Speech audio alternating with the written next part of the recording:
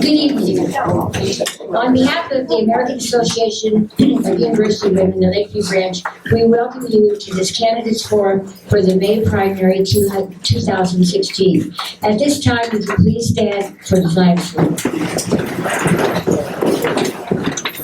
I pledge allegiance to the flag of the United States of America and to the republic for which it stands, one nation, under God, indivisible, with liberty and justice for all. Thank you.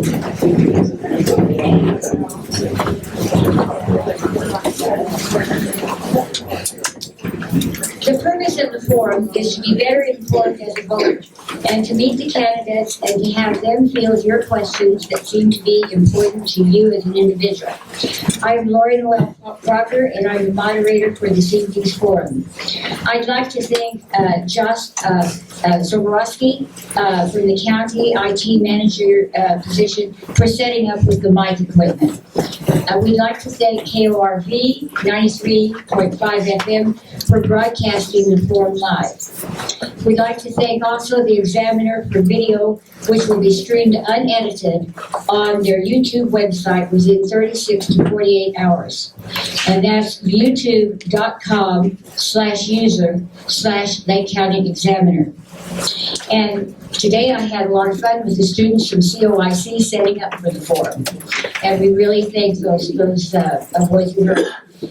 The Senior Center and Director Andrea Wishart for allowing us to hold the forum as a community service. And at this time, as a community service to them, I'm going to tell you about their scooter raffle that they had. And this benefits the Senior Center. And Andrea will be around. There are 22 tickets left. The drawing is May the 13th. And this does benefit the seniors here. And so this is out in the lobby in case you'd like to have a look at it. The tickets are available tonight. Thanks. I'd like to thank back to Nard Floral for helping us out.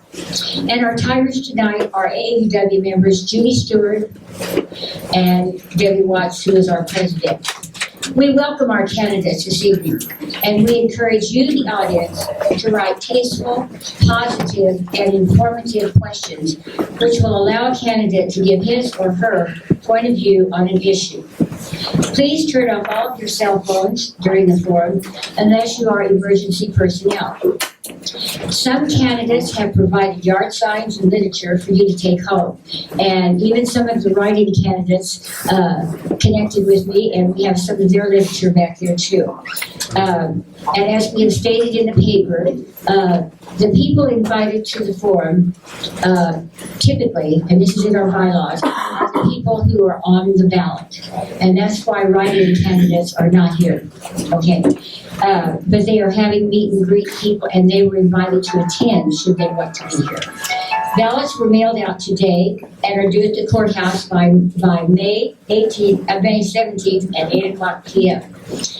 AAUW does not endorse any candidate nor political party.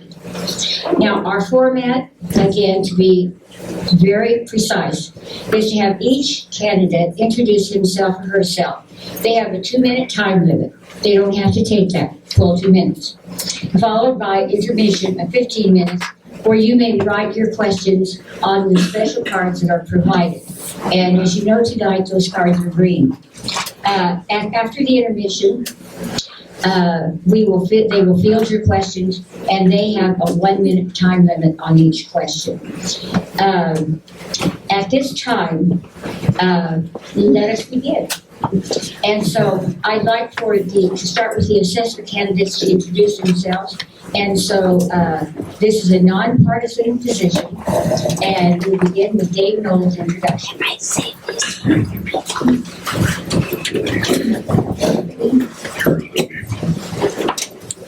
Nothing like breaking the ice. Good evening. Thank you for inviting me to this forum.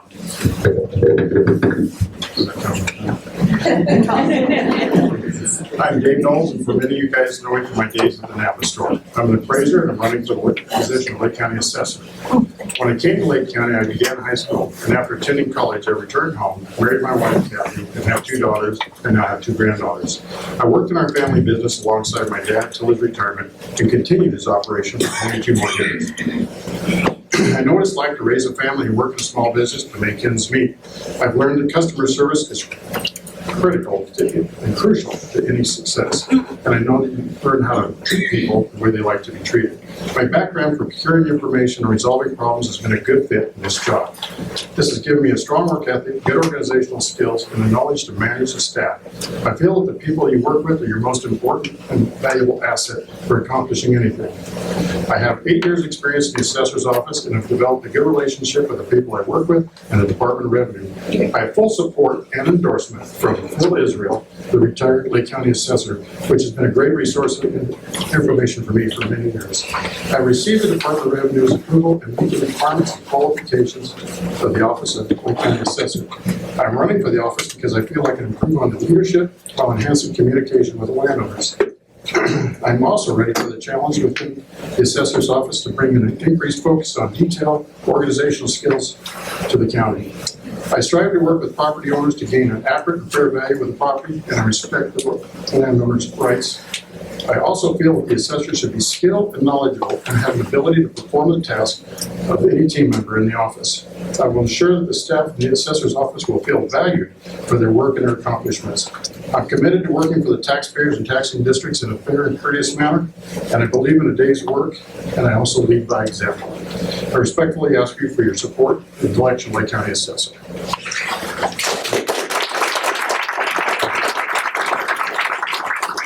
Now we will hear an introductory remark from the incumbent, Larry Reeder.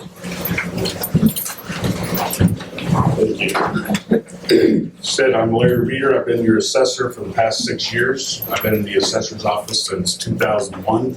I've been an appraiser, chief appraiser, tax collector, and assessor.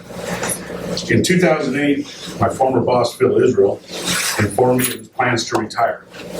After proper training, he recommended that I be appointed to be your next assessor. The governing board at the time agreed, and they appointed me to the position in 2010. 2 years later, in 2012, I was elected.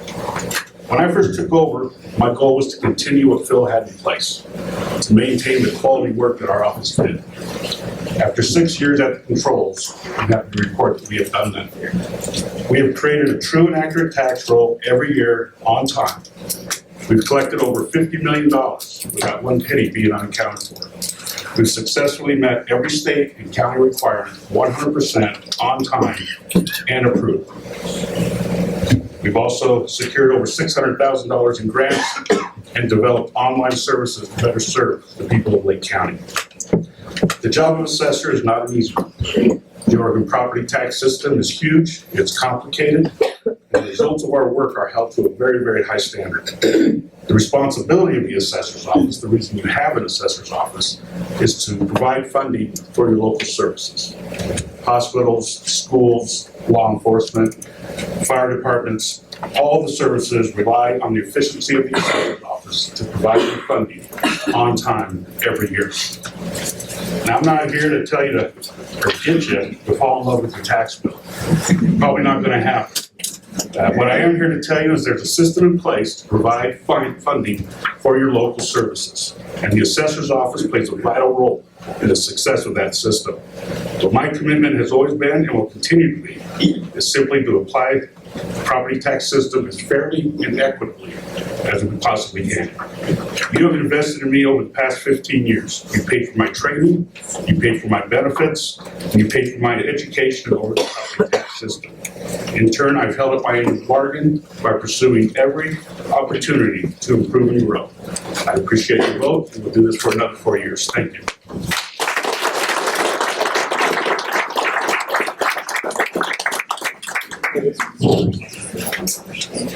At this time, I'd like to turn to the commissioner candidates, and we'll begin with Jenna Hennis.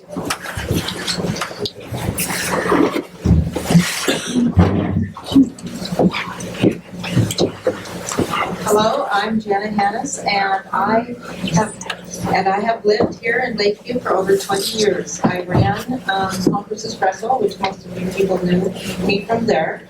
And I raised my daughter, and now I've retired here. I feel that it is about time that we put some business sense back into the Commissioner's office, and I think that my 20 years of experience in business is an adequate job for this. And I will be honest and truthful, and I will take care of any means that, any way that I can to take care of anyone who comes to my shop, my office. And I will be truthful, honest, and forthright. Thank you very much.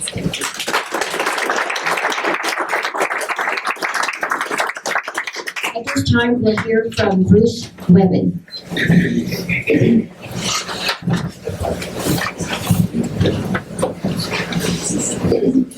I've talked in front of a lot of groups, but these ladies right here with the stopwatch, that's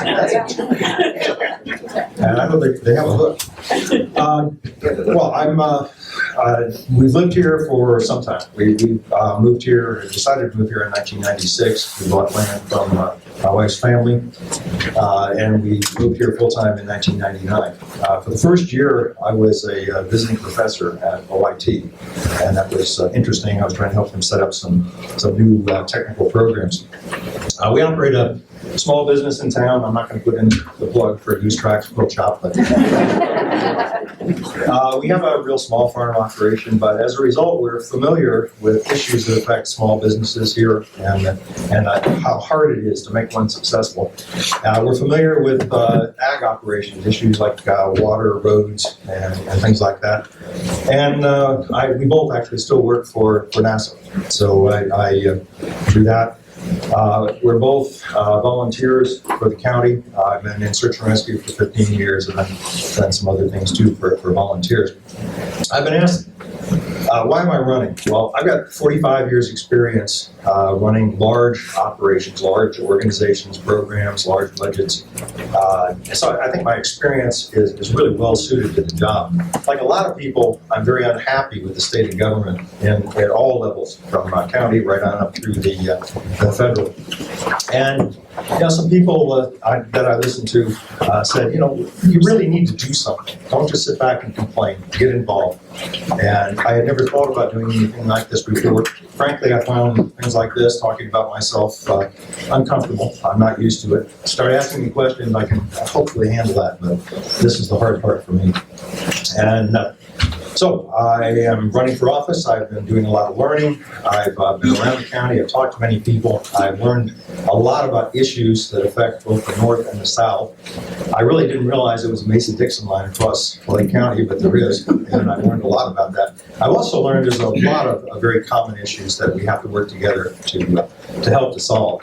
I've learned that volunteers are very important, and that's something I've done some myself, and we really use those. Thank you.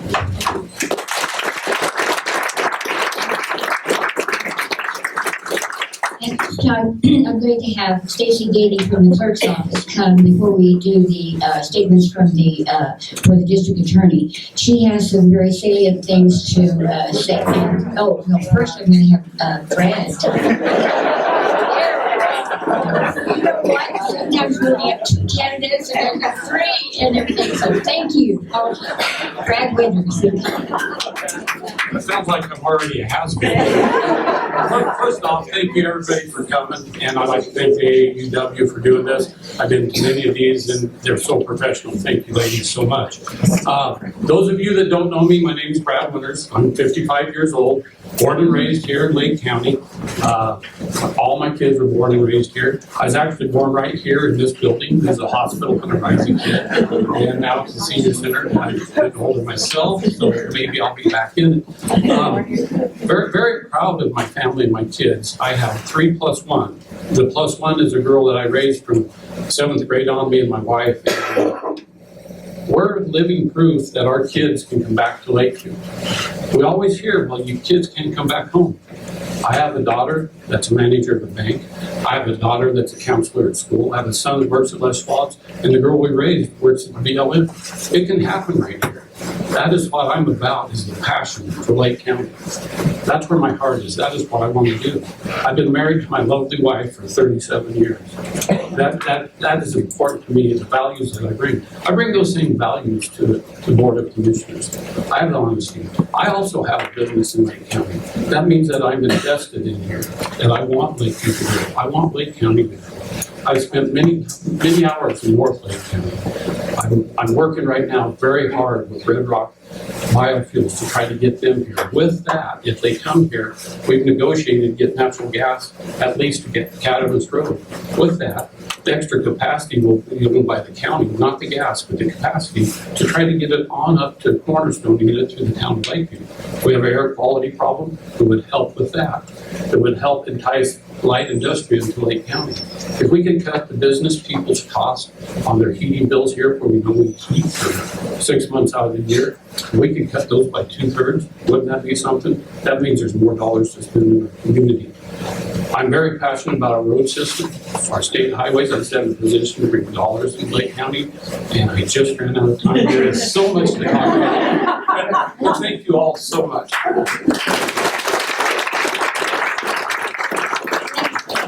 And now we'll hear from Ms. Stacy, okay, from the clerk's office. I like that.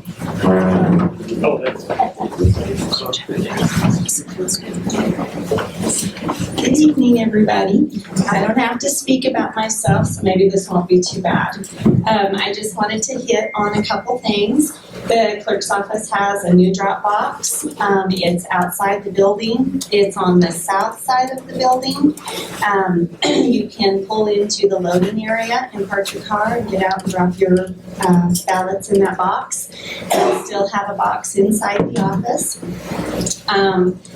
With the security at the courthouse now and everything locking down at 5 o'clock and the library gone, it's not open on the weekends anymore. So when I was able to get my hands on a used box, I took advantage. So hopefully you guys will use that and enjoy it. The ballots went out today, as Mrs. Crocker stated.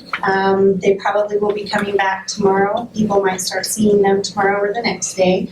If you choose to mail them, they should only take 1 stamp, or you can bring them to the office.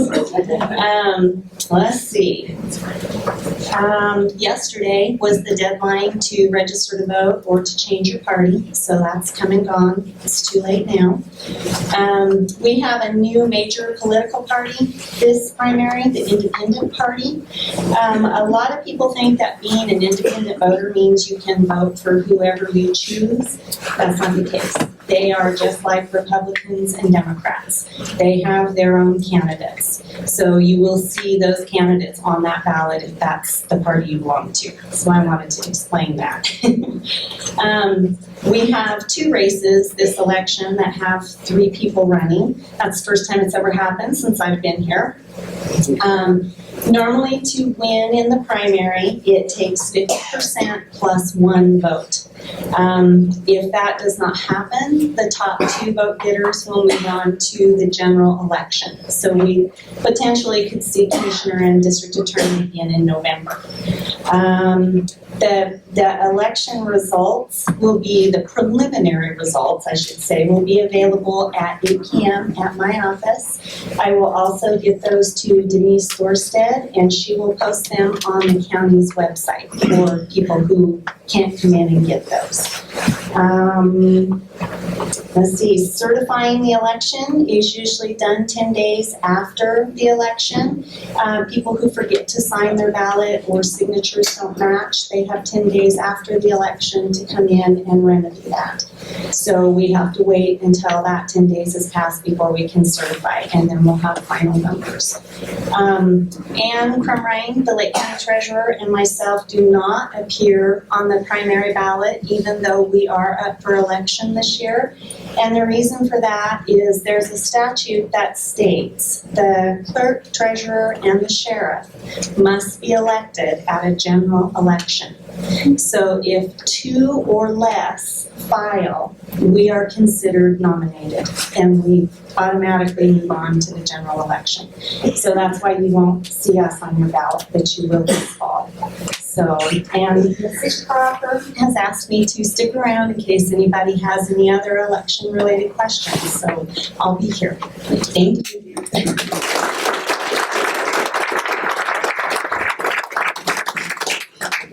Thank you.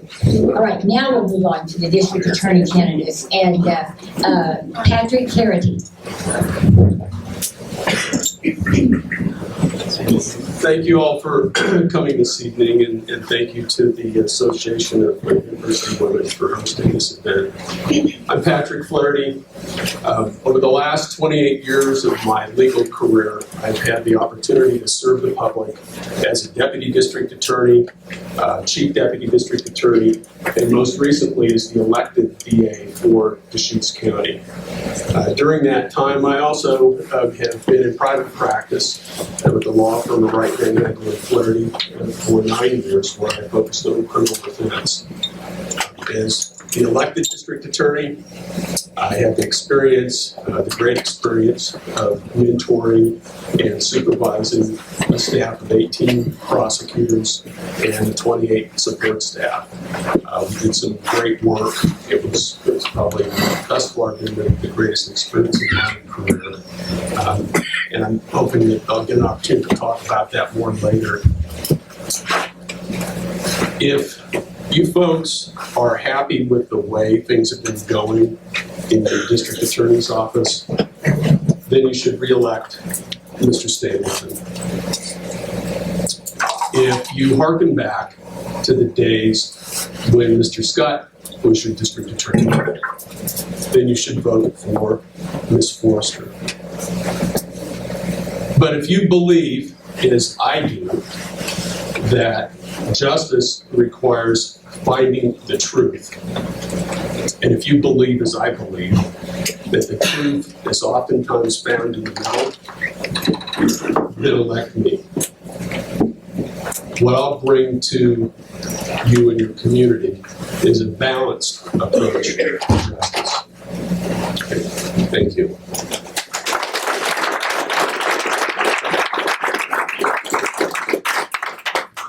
Sharon Porter.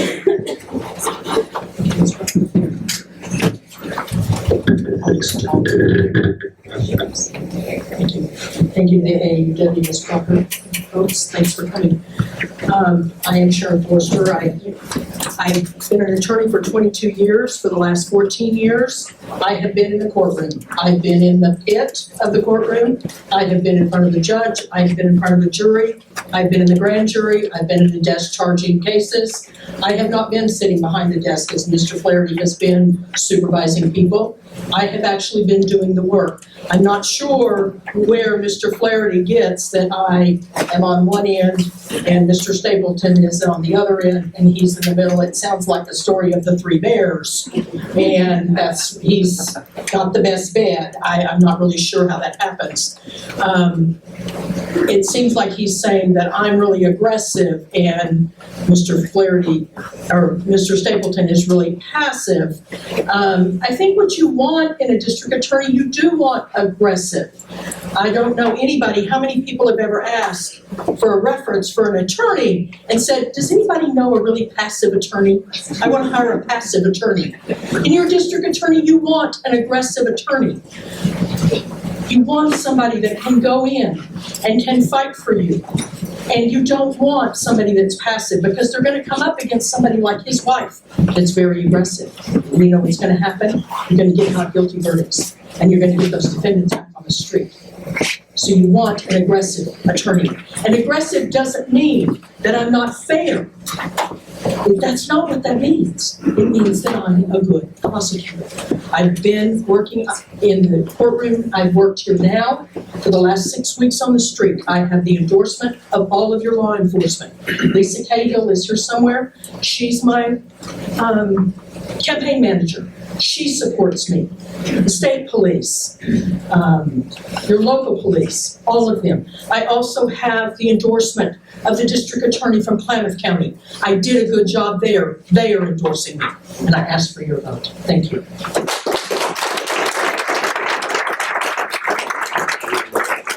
Incumbent district attorney, candidate Eula Stapleton.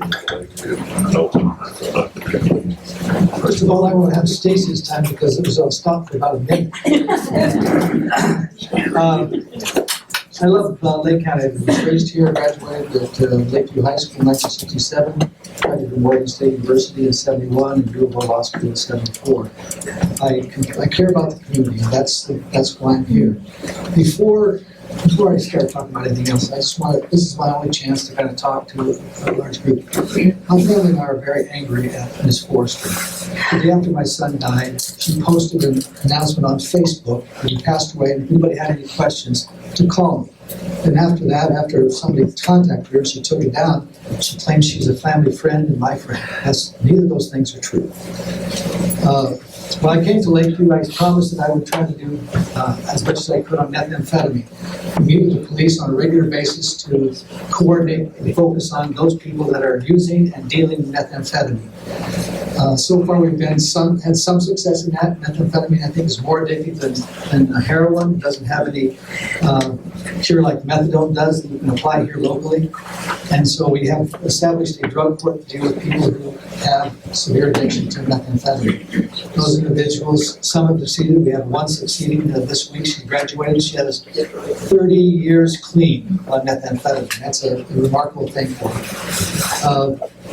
Some of the people that you may not know actually are involved in methamphetamine, and we have business people in town that have been arrested and like that, and they're graduating this week too. So we're very proud of that. She has the endorsement of my opponents. My opponent has the endorsement of the law enforcement. My opponent last time had the endorsement of law enforcement too, because they want to bring back the old days, the old ways. That's what they want. And I'm not going to do that. I'm not the candidate to be Mr. Scott. I'm not the candidate to be Ms. Forrester.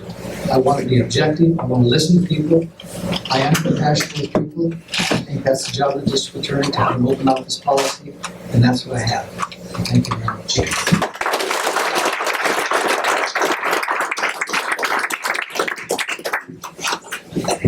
At this time, those of you who would like to turn in written questions, will the AAUW members raise your hands so they'll know, and they've got hats so you can put the cards in. We're going to take about a 15-minute break. The water fountain, actually, it's a water cooler that is back there. Out in the corridor would be coffee and hot tea and cookies and everything. So I'll call you back in about 15 minutes, but the radio is going to take a break at this time. And so in the spirit of agreeing to disagree, remember, we want those questions to be tasteful and informative. So take a break at this time. Thank you. Okay, what made you want to run against your boss? Well, there's several things. I've been involved with the Assessor's Office now for 8 years. And Phil Israel was the assessor prior, and Larry picked up on that. And anyway, I just feel that there's several things that I can do to help. Some of my strong suits are my communication skills, my ability to get back to people. I do like to solve problems. I'm a very mechanical person. Working out in the field, a lot of people come up to me and are trying to get help and information. My biggest thing is I just feel like I do a better job with that. I also feel like I do a better job with managing our staff and keeping our employees happy and going forward.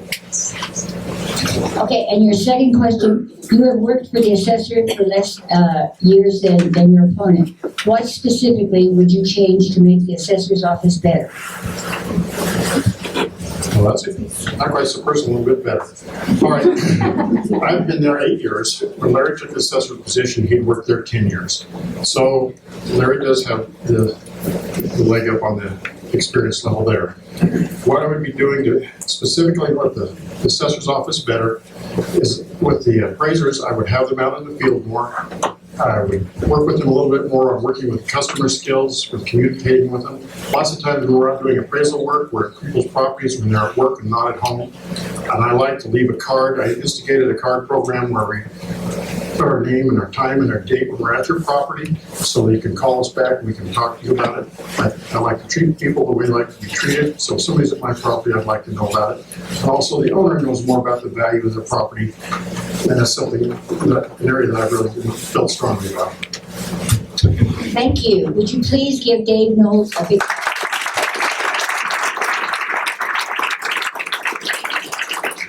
Harry Reader. Larry, how does the $600,000 grant obtained by your office benefit us? It benefits the entire county. It actually goes to the county fund. It's a grant by the state that the Oregon State Department of Revenue has supervisory authority over all assessors' offices. And one way they make sure you're doing the job the way you want to is you apply for this grant and give them your cost and your program of what you're doing to apply the Oregon Property Tax System. So the $600,000 goes to the general fund, and it probably helps in many, many ways. Thank you. When you're in as assessor, how do you plan to keep a good working relationship in the office?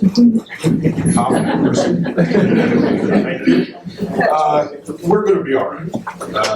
When this first happened, when I first found out that Dave was going to run, he told me.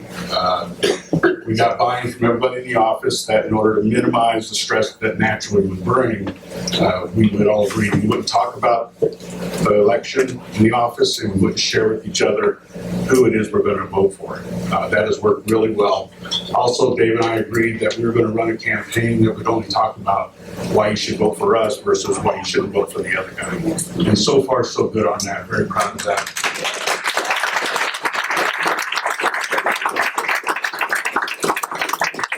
In 2 months, basically, since he told me he was going to run, and it isn't fake. We've actually done it. I told him, let's shock the world at how well we deal with this, and I think both of us have. Thank you very much. Would you give Larry a round? What I'd like to do is start with the commissioners. And if all three of the candidates would come up and just be in line, we have several that are for all of you, and then we'll go to the individual ones.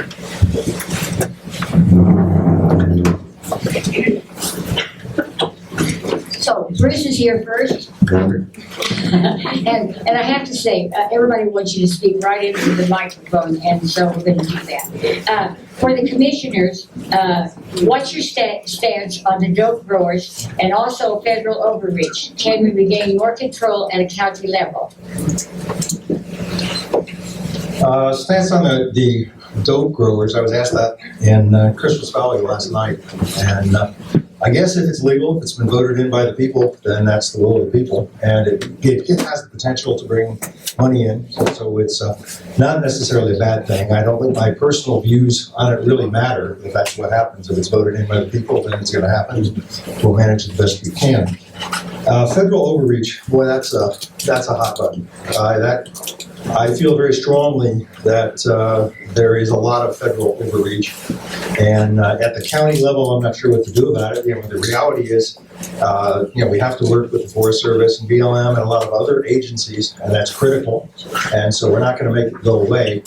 I also said last night, I asked that question. I said, sometimes you can push back a little bit. So if there's you can start small, but if there's a regulation or a rule or something that comes down and the people really disagree, I think the commissioners perhaps have an obligation to push back against that and see what happens. Work within the system. Thank you. Stay right there. Okay, we have about 10 questions for all of them. The same question. Okay, Brad, same question. Okay, on the marijuana, I don't call it the pot growers, it's the marijuana, and yes, it is legal here in Lake County, legal all across the state of Oregon. What the Board of Commissioners has done, gave the opportunity by the state legislature to put it back to the vote of the people, and we've done that here at the county level because we had that opportunity. Lake County voted it down by 62%, and so we felt compelled to put it back to the vote of the people. On the overreach of the federal government, I think everybody needs to be cautious on that statement because we have a lot of very good federal employees within Lake County. We have wonderful relationships with the federal government. Is it overreach? Is it because of the federal government? Or is it the special interest groups that come in and shut down our grazing, come in and shut down our logging? We need, at the federal level, we need our congressmen and we need our senators to preload it with policy, preload it with dollars, and bring it down so our forest employees and our BLM employees can put that on the ground so we can enjoy our public lands out there. Okay, Janet, same question. Well, I think I'm going to sound just about like everyone else. It's legal in the state, and it is legal in the town of Lakeview. I think that if we were to legalize it in the county, we would be bringing in more revenue for everyone. But we'll see what happens with the city. And what was the other one?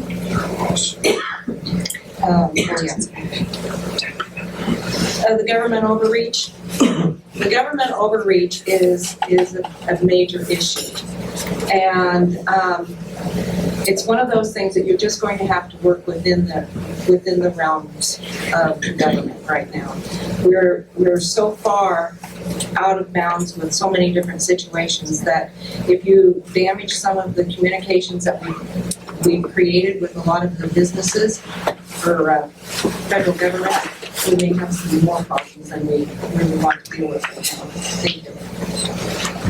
Okay, and Jenna, we'll start with you as the next one. With recent developments in hemp technologies, including biodiesel and biogasoline, would you help foster relationships between local mills and cannabis farms to create a new local industry? Yes, I would. Yes, I would. The hemp is a whole different type of animal versus the marijuana. When you have hemp, it is 0.03 on the CBDs. The hemp actually will produce more fiber than per acre than an acre of trees, 4 times more. I mean, the Bibles were printed out of hemp. It's non-acid, and actually canvas is actually one of the words that came from hemp, cannabis. And I think that there is a huge market. I'd find an end market before I produced it, but I think there's a huge market, especially in producing the seed. The seed actually is all imported right now from Canada.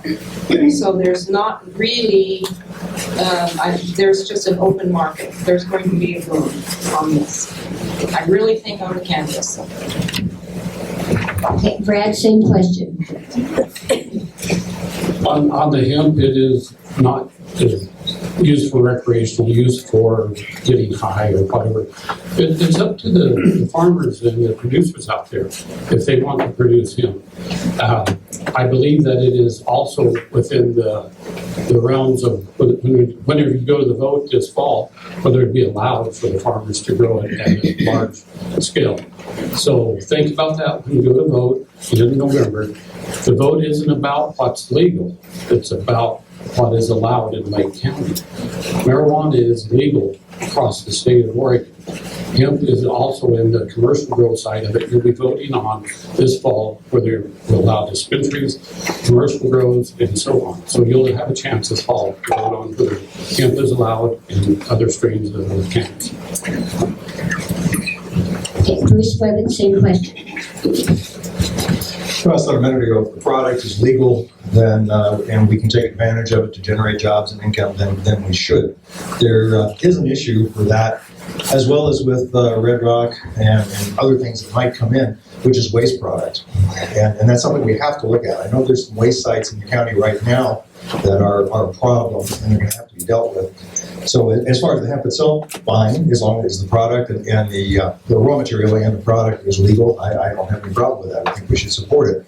But we do have to look at the waste product, disposal of wastewater, and so on. Okay, thanks. Brad, we'll start the next question with you. This is for all three of you.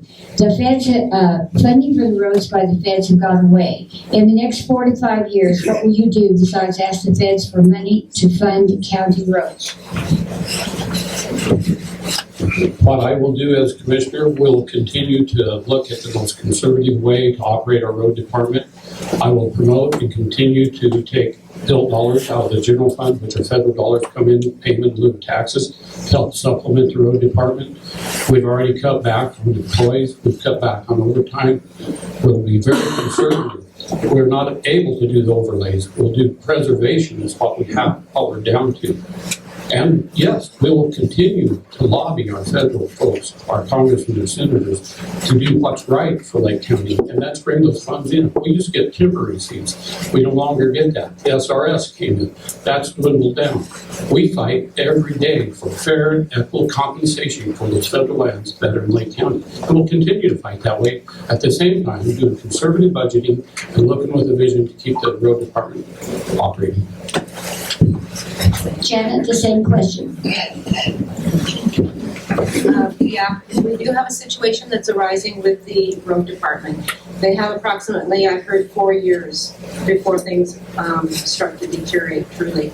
I would like to see a committee, some type of committee started that would research and figure out what all can be done and should be done to straighten out the road situation.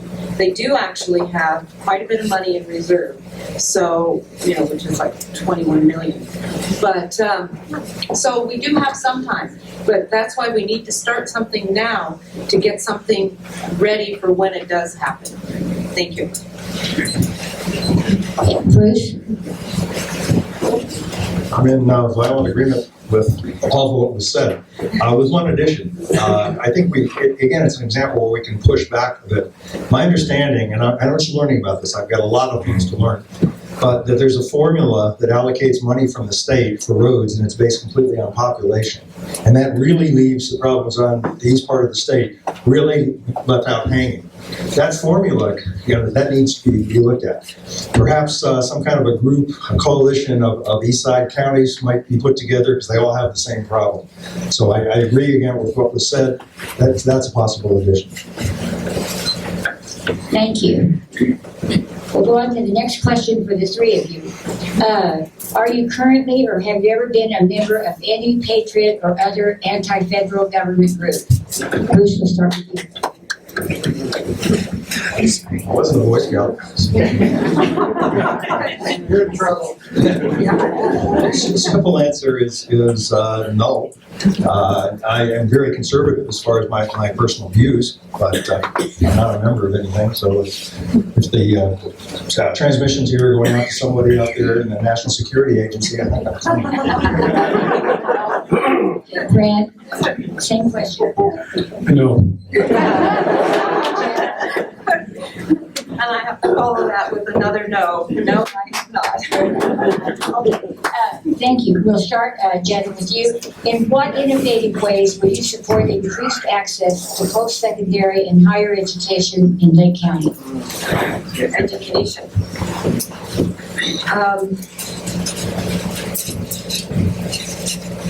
I think that we need to figure out a way to start supplying more money into the educational system.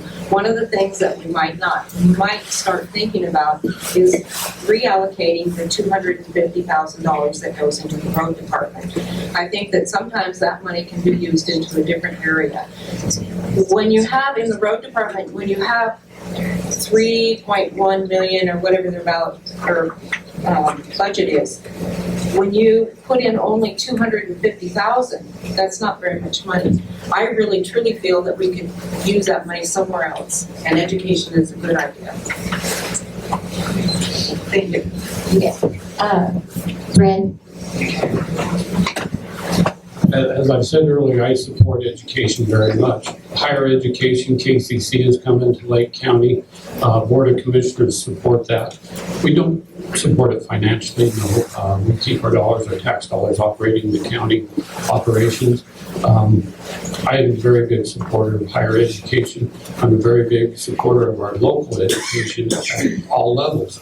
What the county has done over the years is, through our road department, we haven't gave the dollars, but we gave the in-kind as we've worked on different projects throughout Lake County. We've helped with the track down there, we've helped with other things. There's a request to us right now on the playground here in the future, and we're partnered with the schools.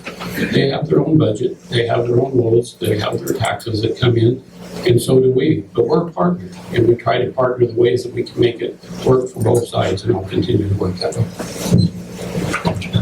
Thank you, Bruce.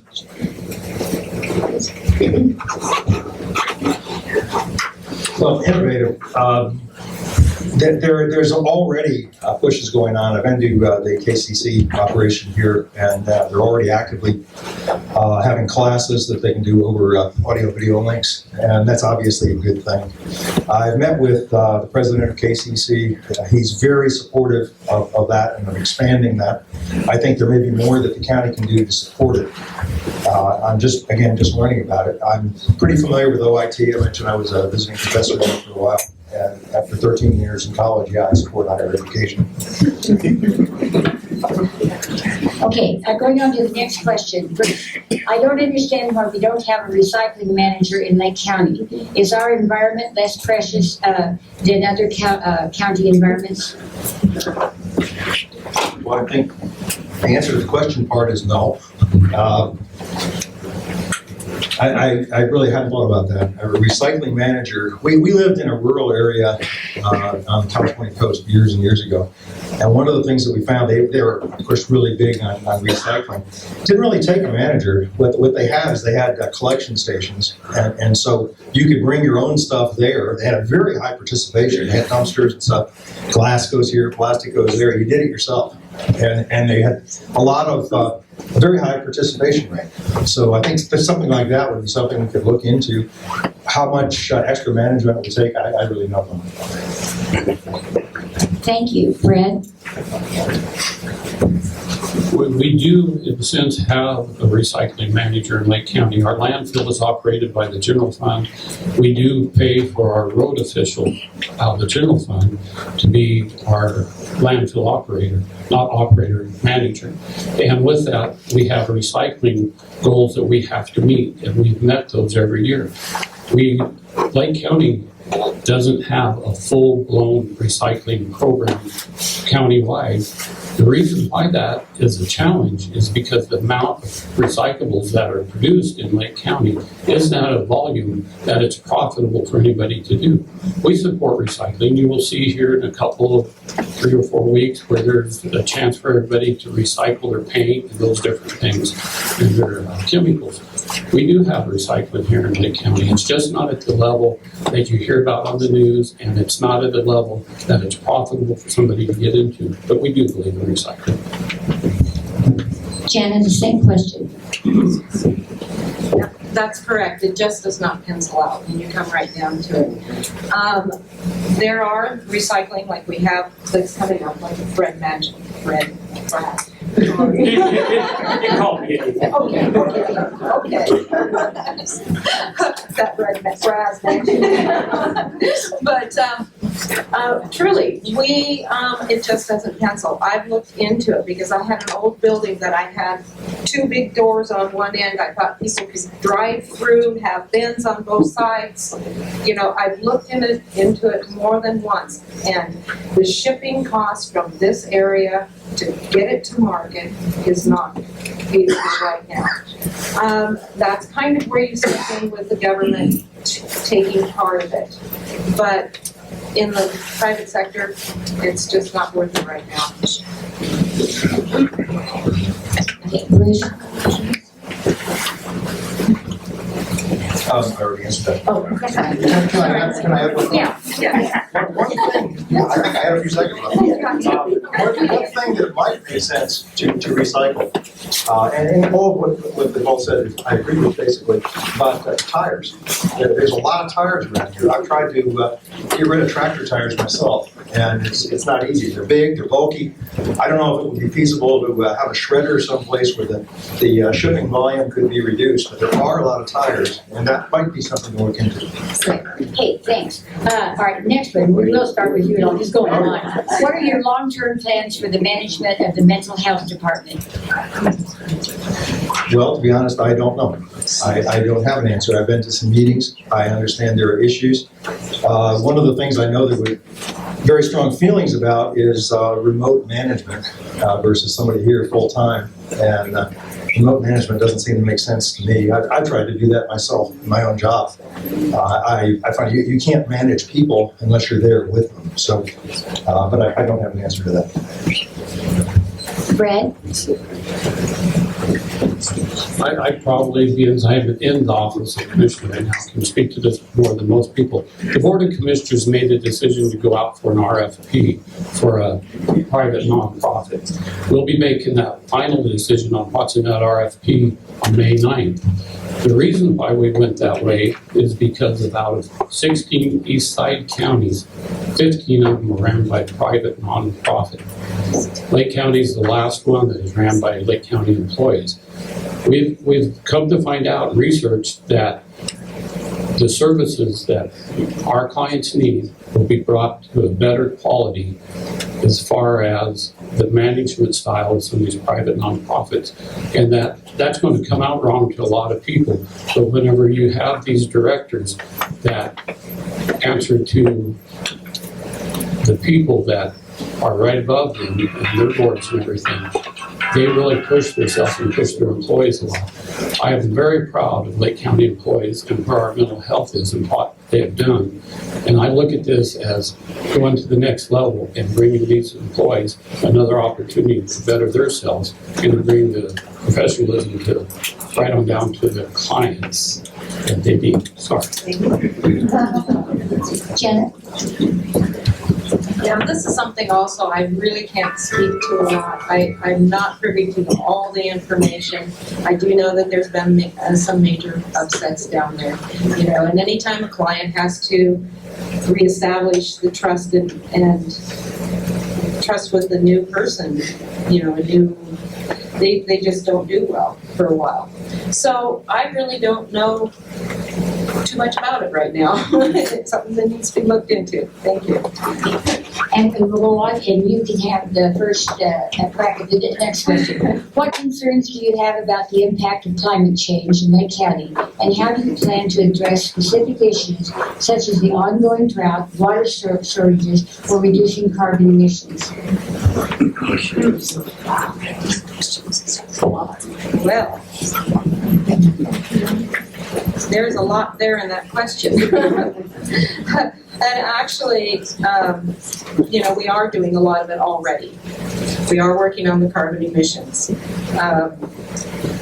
This one is something I'd really have to research and look into to see what we could actually do, because a lot of this is somewhat out of our control right now. Thank you.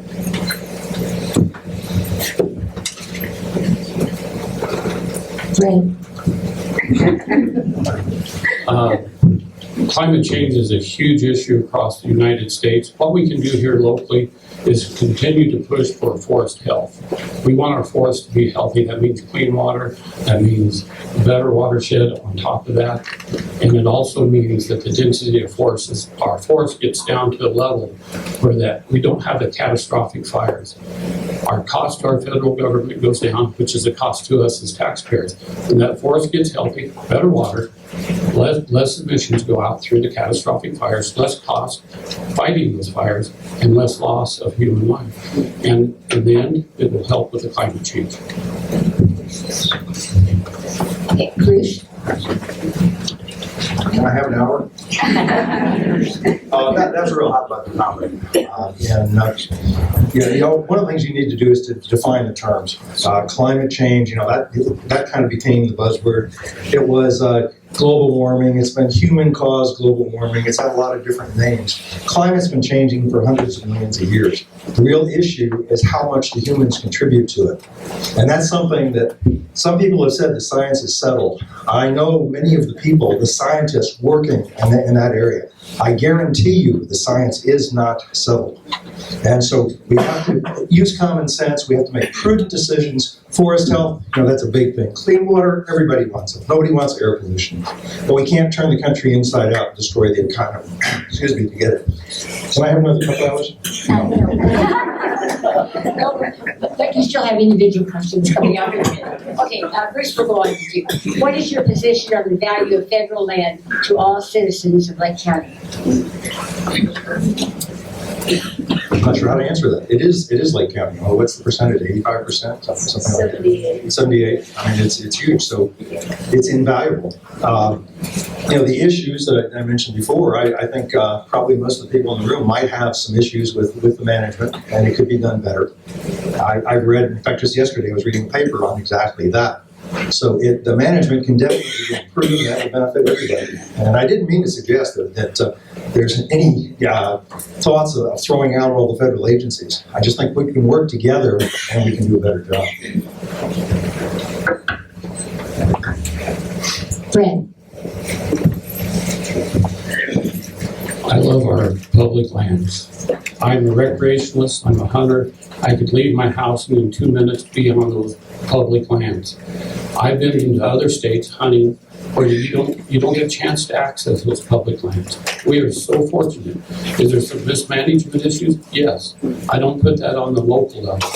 Once again, as I said, that needs to come from Washington, D.C. down, so our local folks can bring those into another management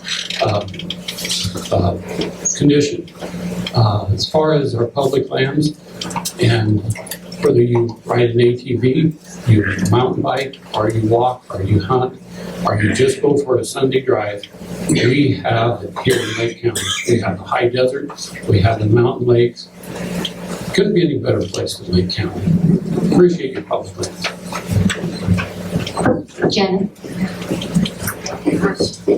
We all kind of sound the same. I love the public lands. I mean, I think that there's a lot of things that could be done differently as far as management, and I also think that some of the things that have been done needed to be changed. But like Brad said, I like to hunt, I like to fish, and I like to use the public lands. Thank you. Thanks. All right, now here is another one. Jenna, we'll start with you, okay? My house was built in the 1950s and has electric heat in all rooms that has been shut off. The New Yorker had a story about a possible earthquake off the coast of Oregon that would probably destroy the electric grid in Oregon. We have solar panels outside Lakeview and elsewhere in Lake County, but not a benefit to the town residents or preventing loss of town electric if the grid is destroyed. Our current commissioners have been busy upgrading their salaries and offices. What would you do to improve the cost and sustainability of electric in Lake County? Oh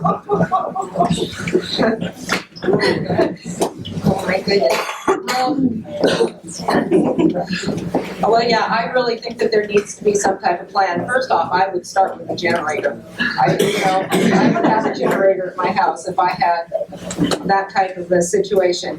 But there is a way of looking at it and possibly, taking some of the energy from the solar panels and supplying our town. Now in Paisley, they have geothermal. They have a lot of stuff going on up there according to that. And, like I say, I would just be prepared. Thank you. Brad?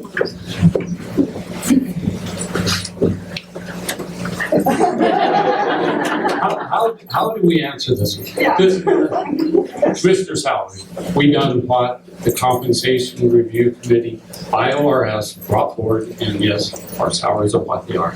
Thank you for the question for about 6 years. So, and I don't mean to be sarcastic, I apologize.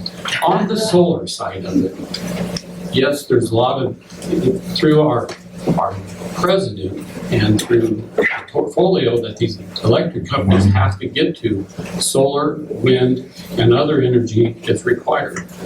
And no, it doesn't come into Lakeview to operate our citizens, our houses, and that. It goes into the grid. The county does have, at the fairgrounds in the road department, there's 2 solar systems there that through a fit and tariff that is paid a higher rate. For 6 years, it goes to the contractor that built that. In the next 9 years, that dollars goes into the operation of the road department and the fairgrounds. So we have been innovative, and we have thought about this solar. Now, then it is a private industry and the private sector that does that. Thank you. Bruce? Well, as far as the salary, I guarantee I'm not running for this job for the money. I don't even know what salary is, so I'm not worried about that. That's an interesting question. I saw some smirks around the room. It can happen. You know, the power grid in the United States is incredibly fragile in many, many ways. It can go down over large areas. It happened in Canada. I don't remember the year, but it was some time ago. It was down for weeks. And there's an interesting book you might like, perhaps. It's called 1 Second After. You might read it. And it's about what happens to the United States following an electromagnetic pulse attack by terrorists. Does that sound familiar? They can do it. The capability is there. Is it going to happen? I don't know. But we should be prepared. Now, it's really an engineering question. Those grids the solar panels are hooked up into the power grid. I'm an engineer, but I don't know how they're hooked up. I mean, in concept, I do, but and so it's an engineering question. You know, if in an emergency like that, could it be modified so it would feed power back directly into Lakeview and up into Christmas Valley? Probably, but it needs to be looked at. All right, for the 3 of you still have 2 more questions, and then we'll do some individual things. So, starting with you, Bruce. Are you willing to be held legally responsible for all the illegal crimes you finance in Lake County? Well, yes. Some tough DAs here. If it's a legal crime and somebody else committed it, I don't know how somebody else could be, like a commissioner, could be held responsible. If it's something that the commissioner or an individual commissioner or anyone else in the county government does, which is a crime, they should be held responsible, certainly, and perhaps their management also would have some culpability as well. Thank you, Brad. The question's a little confusing to me. Are you willing to be held legally responsible for all the illegal crimes you finance in Lake County? I'm not sure we finance any illegal crimes in Lake County. As commissioner, no, we don't finance any illegal crimes. If there is illegal crimes, I agree that they'll be prosecuted by the district attorney's office. As a board of commissioners, you're governed by laws, policies, and rules, and we don't go out and break the law. Janet, the same question. Yep, and my answer is pretty much the same. I can't change it too much other than the fact that, an illegal crime is an illegal crime, and if you've done something, then you should be charged and taken care of. Okay, Lieutenant, we'll start with you on this one. Where are you going to spend money to make the jail safe and up to code? Well, I would look into it once I became a commissioner. First off, I don't know. I'd have to research it and look into it because I don't know what the code problems are in the jail at this point. There are things I'm not privy to yet, so I'd have to look into it. Thank you very much. And Brad? Our jail is in a 1953 building. The jail is very old. I encourage you, if our jail manager would give you the opportunity, go to our jail. We have worked very hard over the years, and we've gotten compliance with a lot of the jail standards. Is there some still there that were not there? Absolutely, just the inherent things that come along with the jail that was built in 1953. We're continuing to upgrade. We're continuing to do things up there. We try to do everything we can to make our whole courthouse the best it can. But keep in mind, we are dealing with a very old structure. And we take it very serious, and our jail is much better than what some people think. If you are incarcerated, you are in jail. And Bruce, I suppose if I was elected and held responsible for some of those illegal crimes. I honestly, I don't know about all the violations. Certainly my impression is that the jail facility is totally inadequate, as Brad said. I understand it's got 17 beds and there's like 14 in it right now. I also understand, I learned from listening to the district attorney candidates that sometimes people may be not put in jail because there just isn't physical room to do that. And so there's a big problem here. I don't have an answer to it right now. Thank you. okay, would you give a round of applause to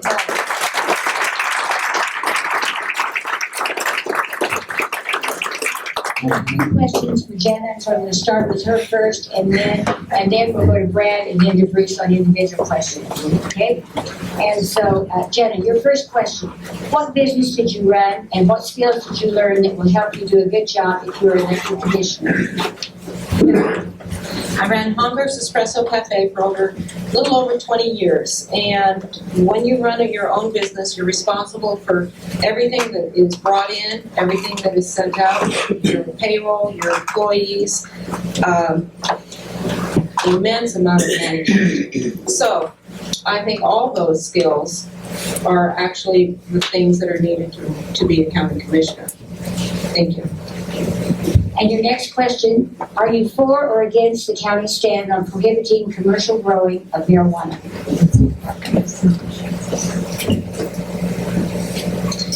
I think that it's legal in the state of Oregon. I think that there's a lot of things that we could actually do with some of the finances once things get up and running. I think that soon there will be a lot of different regulations and things that will come down that will change these outlooks. But I really want people to look into the finances and the job possibilities that by excluding hemp, mostly hemp, and marijuana, that we could actually profit by doing some of this stuff. We could actually maybe look into putting in a mill, putting in a fiber mill, doing some other things. There's a lot of options that we could be doing. Thank you very much. And your last question, what would you do to improve small business opportunities if elected? Well, small businesses to me is somewhat like herding cats at times. A lot of times they have their own independent ideas of what needs to be done. There's always the business plan. You can very seldom get people to do business plans. Then you have other types of things. You have expansion and just different other opportunities that you have. This actually could be related to or be taken care of by economic development. And we would actually work very closely with a few other people and work on getting the small businesses stabilized more. Would you please give Jen a round of applause?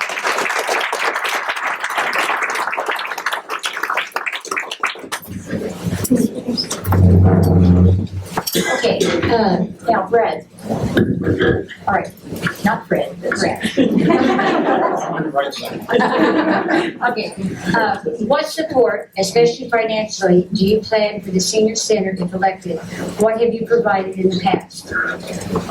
I've been commissioner long enough that whenever the senior center here was moved over to the nonprofit that it is today, and the agreement that was made, there was a declining amount of dollars that we gave over the years to help them be solvent. Those dollars have went away. The senior center has been struggling these last few years. We, as commissioners, gave a no-interest loan to the senior center so that they can continue to operate. I'm very much a believer in our senior center. We will continue to look at the needs as they come forward. This building itself, if the senior center does dissolve, it goes back to the county. That's the agreement with the doctors that gave it to the county, and the county putting it over to the senior center. So yes, very vested in helping, continue to help the senior center. Thank you. Why are you opposed to the growing of marijuana in Lake County, given that it will create many jobs that are much needed in Lake County? That's a very fair question to ask me.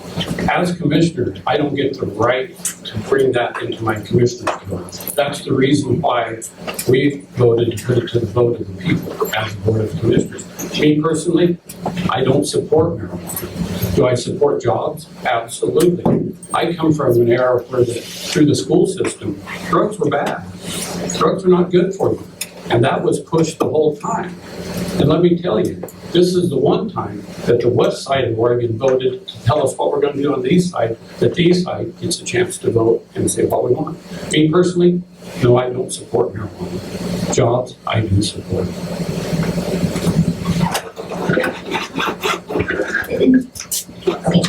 The commissioner's list of liaison is only that, just a list. There's a general perception that much of a disparity is actual workload that you and Commissioner Shallon take on and that which Commissioner Kessner takes on. Can you shed some light on that subject, please? Commissioner liaison, we as commissioners, those duties are split amongst each one of us. You usually gravitate to the ones that you have the most interest or the expertise in. And whenever you're a commissioner liaison, that gives that department head or that department somebody to come to help bring issues forward, good things and bad things. But the thing about being the liaison doesn't mean you have to just go to that one commissioner. You can go to any commissioner, and that's what this board has always promoted and always done. And I believe any board would do that. And the liaison is just a list of departments that can come talk to you personally, and it's worked very well so far. Okay. Defibrillation and making decisions off record are ethical violations. Comments abound in the courthouse that you and Commissioner Shallon regularly or nearly on a daily basis converse on county business off record in each other's offices. For assurance to our citizens, please elaborate on this issue. Public meeting laws are exactly what it says there. If two commissioners meet at any one time, we're a board of three. If two commissioners meet at any one time and they deliberate towards a decision, that's an illegal meeting. We guard away from that. Yes. Do we sit in each other's office and visit? Many times. It might be baseball. One of my passions is talking about my daughter coaching basketball with Commissioner Shallon because he is quite a good ball player. I do the same with Commissioner Kessler. They do the same with me. So the perception, if it's out there, I apologize. We keep it very ethical. We bring it to the public meetings, and that's where the decisions are made. Okay, the next two are basically the same. Last night at Christmas Valley Forum, you stated you were very involved and instrumental in Lake County Railroad and Lake County Airport acquisition of the Connect Oregon 3 and 2 grants. Bob Pardee was instrumental in working with the managers of the railroad and airport, determining needs of each facility. He also worked with the FAA, Federal Railroad Administration, and ODOT to obtain required information and completed all paperwork for both grants. At both regional and state, he presented justification for Lake County to receive the grants. Lake County did receive the grants for 2 years due to the efforts of Mr. Pardee. Please clarify why you take credit and not acknowledge the hard work of county employees. It all starts with an application. And I know exactly where this question came from, and I appreciate it so much. I won't have enough time to fully answer this. There's a process. The grant is applied for. It is presented to the modes. Once the modes rank them, then it is brought to the ACT, the Area Committee of Transportation. I sit as the chair of that. We rank them. From there, it goes to the Super Act.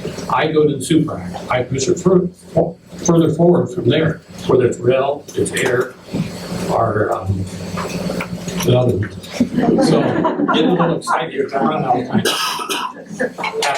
Once it goes to the Super Act, there's no more presentations. It is carried politically. From there, it goes to the final act. It gets very political. That is where the dollars get distributed to Connect Oregon. Lake County has now received 6 Connect Oregon grants from rail and the airport, Christmas Valley. Do I take credit for it? No, it's teamwork. It starts with application. kicked butt on his presentation, I'll tell you guys. And you can ask him, I told him that. I was able to take what he started with, and move it on up the line, and we are the recipients of millions of dollars in Lake County because of the process.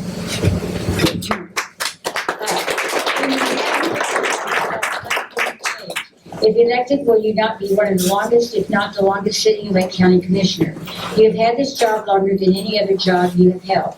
Do you consider yourself a career politician, and why not? I am truly humbled to have represented Lake County for the years I have.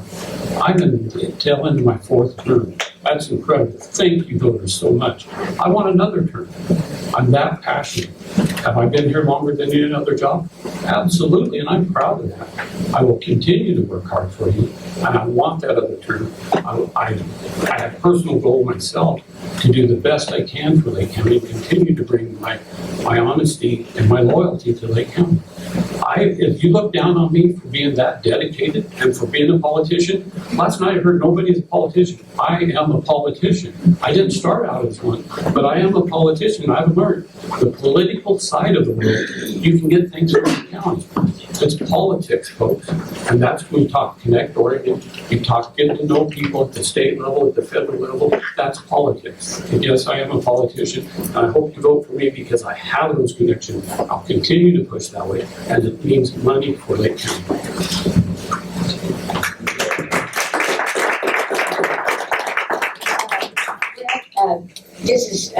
Lake County has spent an estimated $40,000 in the last year to attempt to criminalize an upstanding citizen and destroy the family.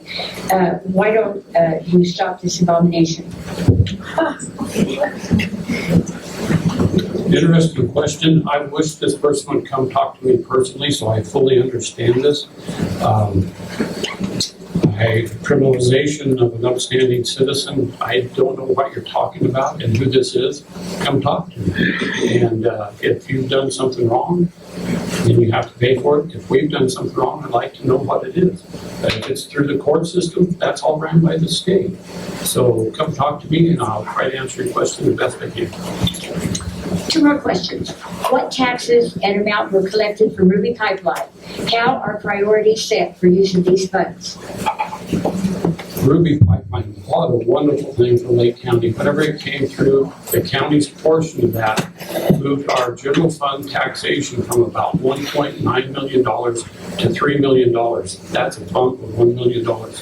Our sheriff's department and jail alone cost us roughly $2 million to operate. So that extra $1 million gave us enough dollars to work on deferred maintenance throughout the county. Our annex up north, our courthouse, we've been able to do things at our airport, we've been able to do things at our fairgrounds. We prioritize and still very conservative, can keep some of those dollars so we can continue to operate with reserve.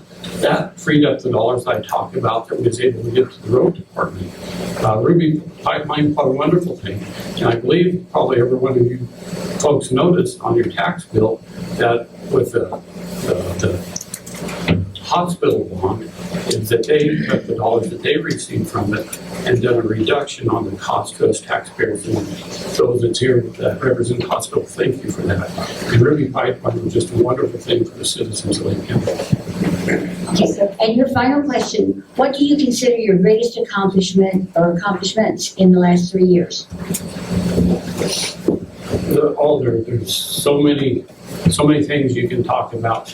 I guess accomplishments. As I said earlier, I'm very vested in the road system at the state level, the state highways. Some of the things that I continue to work on, Fly Mountain's in Klamath County, but it's part of Lake County on the board I sit on. Fly Mountain curve corrections on that, length restrictions are important. We're working on 140 East. I'm very passionate about opening up the roadways so that Lake County has the opportunity to get product in and out. Our hay market, our logging, our chip market, and all these things. We need our highway system to be the best it can at the state level. Our budgeting is so important. Conservative budgeting that we've done. Very proud of the reserves, very proud of the things we've done for our community.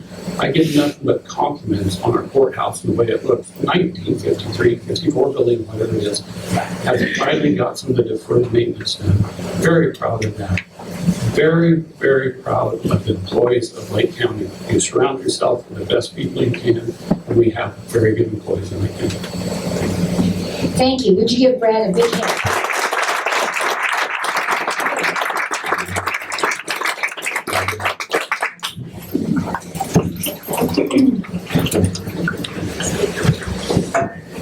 What is the number one problem that you see in the Board of Commissioners that you would like to start changing?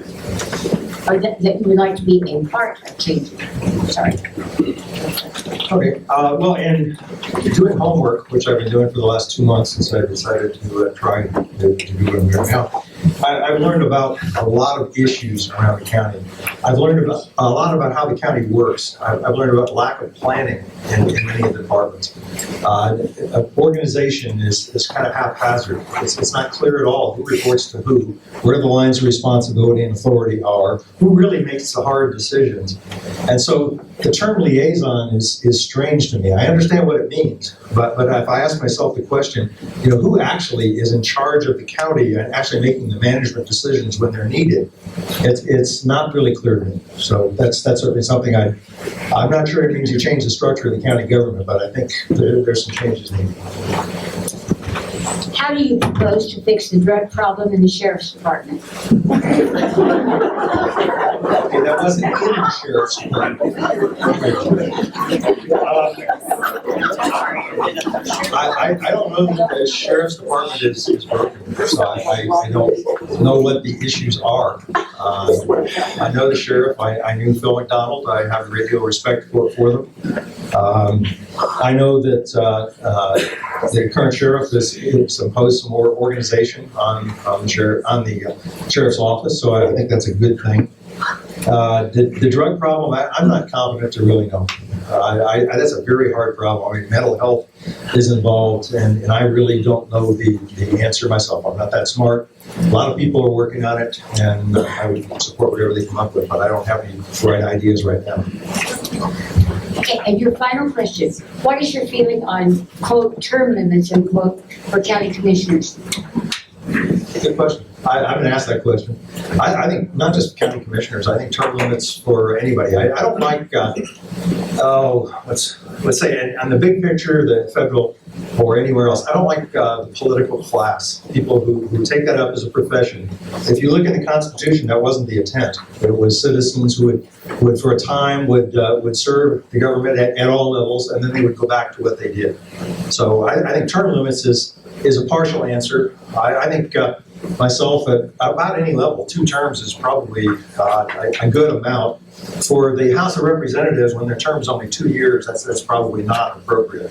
Personally, I'm self-limited. I'm 70 years old, and if I should be fortunate enough to be elected, and in 4 years, I will look really hard at what I've accomplished, and if I feel like I'm doing a good job and I'm satisfied with what I'm doing, and if the voters feel that they're satisfied with what I've been doing, I would run again. I guarantee at age 78, I will not be running again. Thank you so much. Would you please give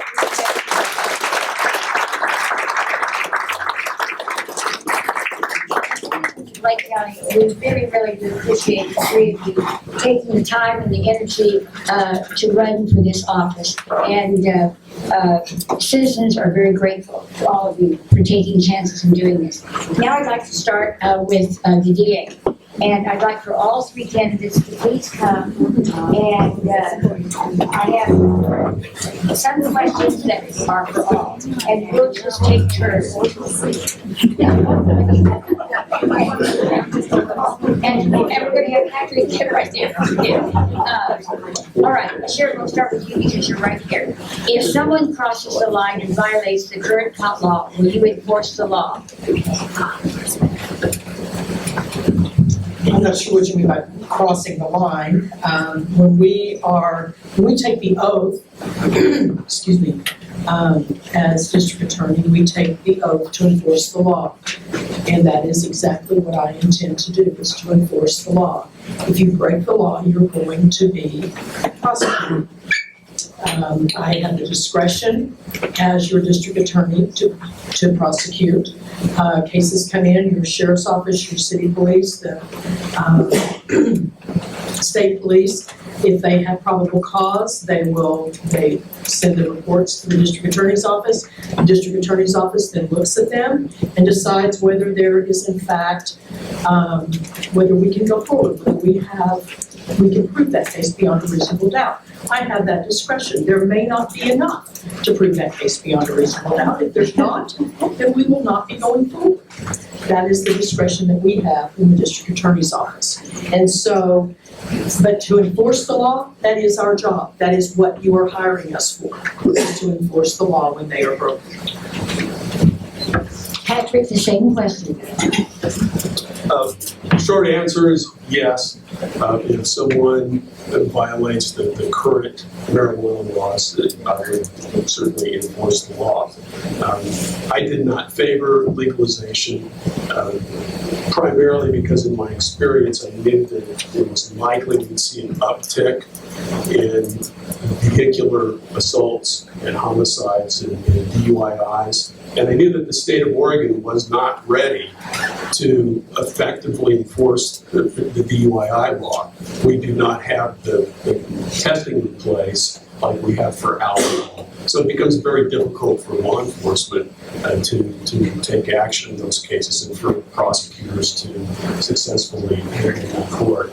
But certainly, if someone violates the current laws regarding possession, manufacture, and delivery of marijuana, I will enforce the law. I think it depends upon the amount of marijuana that you're looking at. It's just like a police officer. What do you think the police officers used to do before they changed the law on marijuana? If they find a little bit of marijuana in a bag, they would shake it out and throw it alongside the street because they weren't going to devote those resources of the county or the sheriff's office or the city police or the state police to come into court for that amount of marijuana. The cases that we get now are people that are traveling through Lake County and they're hauling marijuana from Grants Pass, Nedford, Cave Junction, and we prosecute all those cases because they're filing through Lake County with 10 pounds, 20 pounds. The last 2 weeks ago, it was like 100 pounds and 110 pounds in a couch and a dryer. Those are the cases that we're interested in. Those are not the cases that I'm talking about, very, very small amounts of marijuana. Those cases are going to go by the wayside. Okay, Phyllis, we'll start with you. Since us electing a new sheriff didn't clear the problems at Lake County Sheriff's Department, how will the DA get fully functional with investigations? Partnerships in law enforcement are a two-way street. You can't prosecute a case if the sheriff's office or anybody else doesn't follow through on cases. Last month I got 2 cases from the sheriff's office. One was 5 months late with the report. Another was 16 months late with the report. That's not acceptable. But I can't force him to make the deputies perform on a regular basis. They have to follow through. They have to follow up. On another case I had, the defense attorney notified me he had 5 witnesses that he wanted to bring to trial. So I went down and talked to the sheriff and I asked if he would have his deputy interview those witnesses, find out what the witnesses were going to say. That request was refused. I think it's going to have to take basically a recognition that the district attorney is not going to be able to try cases if you're not going to be able to follow through on what you're going to do. If you can't follow through on those cases, then you shouldn't arrest them. If you arrest them, you better follow through, make timely reports, and follow up on the investigation. Sharon, same question. What this requires is a cooperation between the agencies. Cooperation between the agencies, between the sheriff's office, between the state police, between the town police, and the district attorney's office. We all have to work together, and if there's an issue, we need further investigation, then we have to work together as a team. And what we've got here is this whole thing is falling apart. And that is why They have come to me, that's why they're endorsing me, is because they've talked to my colleagues in Klamath County.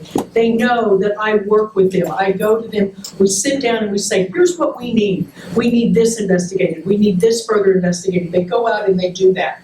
That's what we need to put this back together, to make these cases prosecutable. We're talking about 2 cases here that he's brought up. This didn't just happen this month, ladies and gentlemen. This has been going on for a long time. He wasn't happy with the last sheriff, if you'll recall. He couldn't work with him either.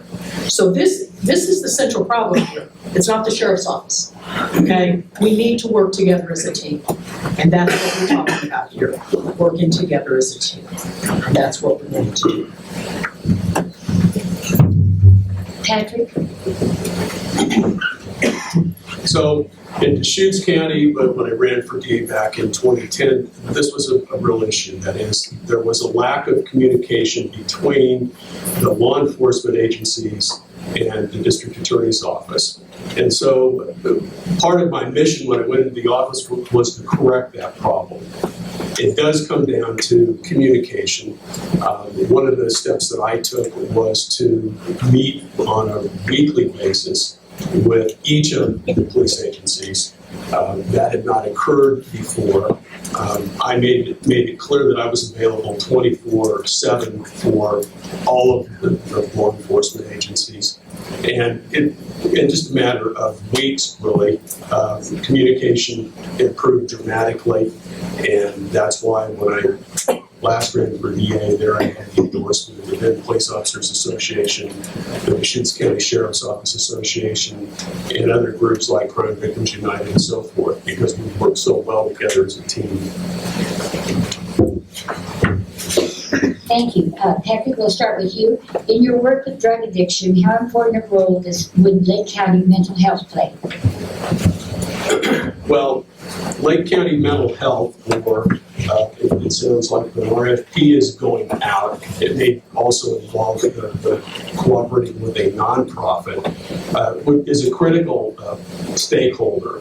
And in running drug court, or even if you don't have a drug court, when you place someone on probation for a drug offense, the most important thing we want to accomplish is to have them get a substance abuse treatment and successfully complete a substance abuse treatment program.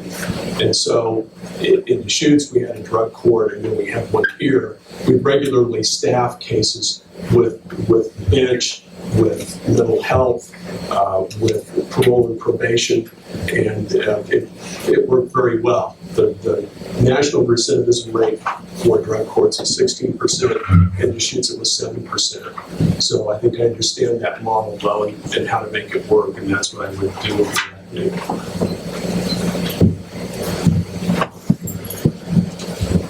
Mental health is a huge problem, especially when you have a dual diagnosis with people with drug issues and mental health, and oftentimes they self-medicate.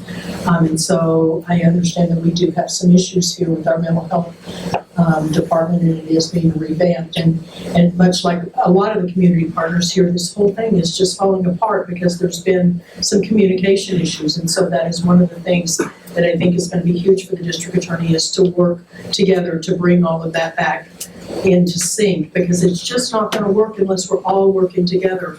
And mental health is huge. A lot of the problems that we have with criminal activity, it isn't necessarily criminal activity, it's mental health issues. And we have to address those mental health problems. People with mental health issues do not belong occupying jail space. And they need mental health treatment, and they're medicating with drugs. And it's not a drug issue, it's a mental health issue. So it's huge.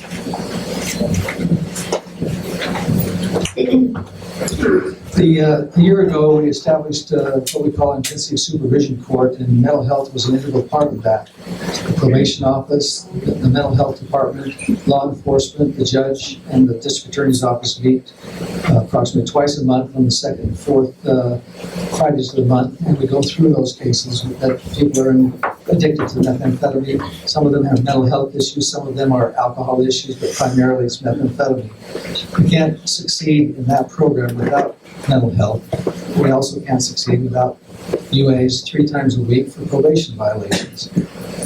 work well together with probation, which we work very closely together with probation on these cases, is an important part of the success of the program. Thank you. This is another question for all of you, and we'll start Sharon first with you. Are you currently or have you ever been a member of any patriot or other anti-federal group? That's just a real simple answer. No. Euless, No, also. Patrick? No, I have not. Okay, we'll start with you on the next question. Considering the vital role played by the immigrant population in Lake County, how do you plan on interacting with undocumented immigrant workers and families who live here but have broken no other laws? Okay, well, my interaction with the entire community as district attorney would be just the reaching out that I think that district attorneys should do, having an open door policy, and so that the people that elected me can communicate effectively with me, and I know what their concerns are. It's really important for district attorneys to keep their finger on the pulse of justice in the community, and normally we do that in grand jury. But I don't think my interaction with the immigrant population that's not committing crimes would be any different than it would be with any other. I tend to agree with Patrick on that. In Klamath County, we have a huge micro-farm worker population, but we really don't, as prosecutors, have any interaction with them unless, of course, they come before us with criminal activity charged against them. They don't come before us. We don't have a reason to have any interaction with them. So it doesn't really come up in our world.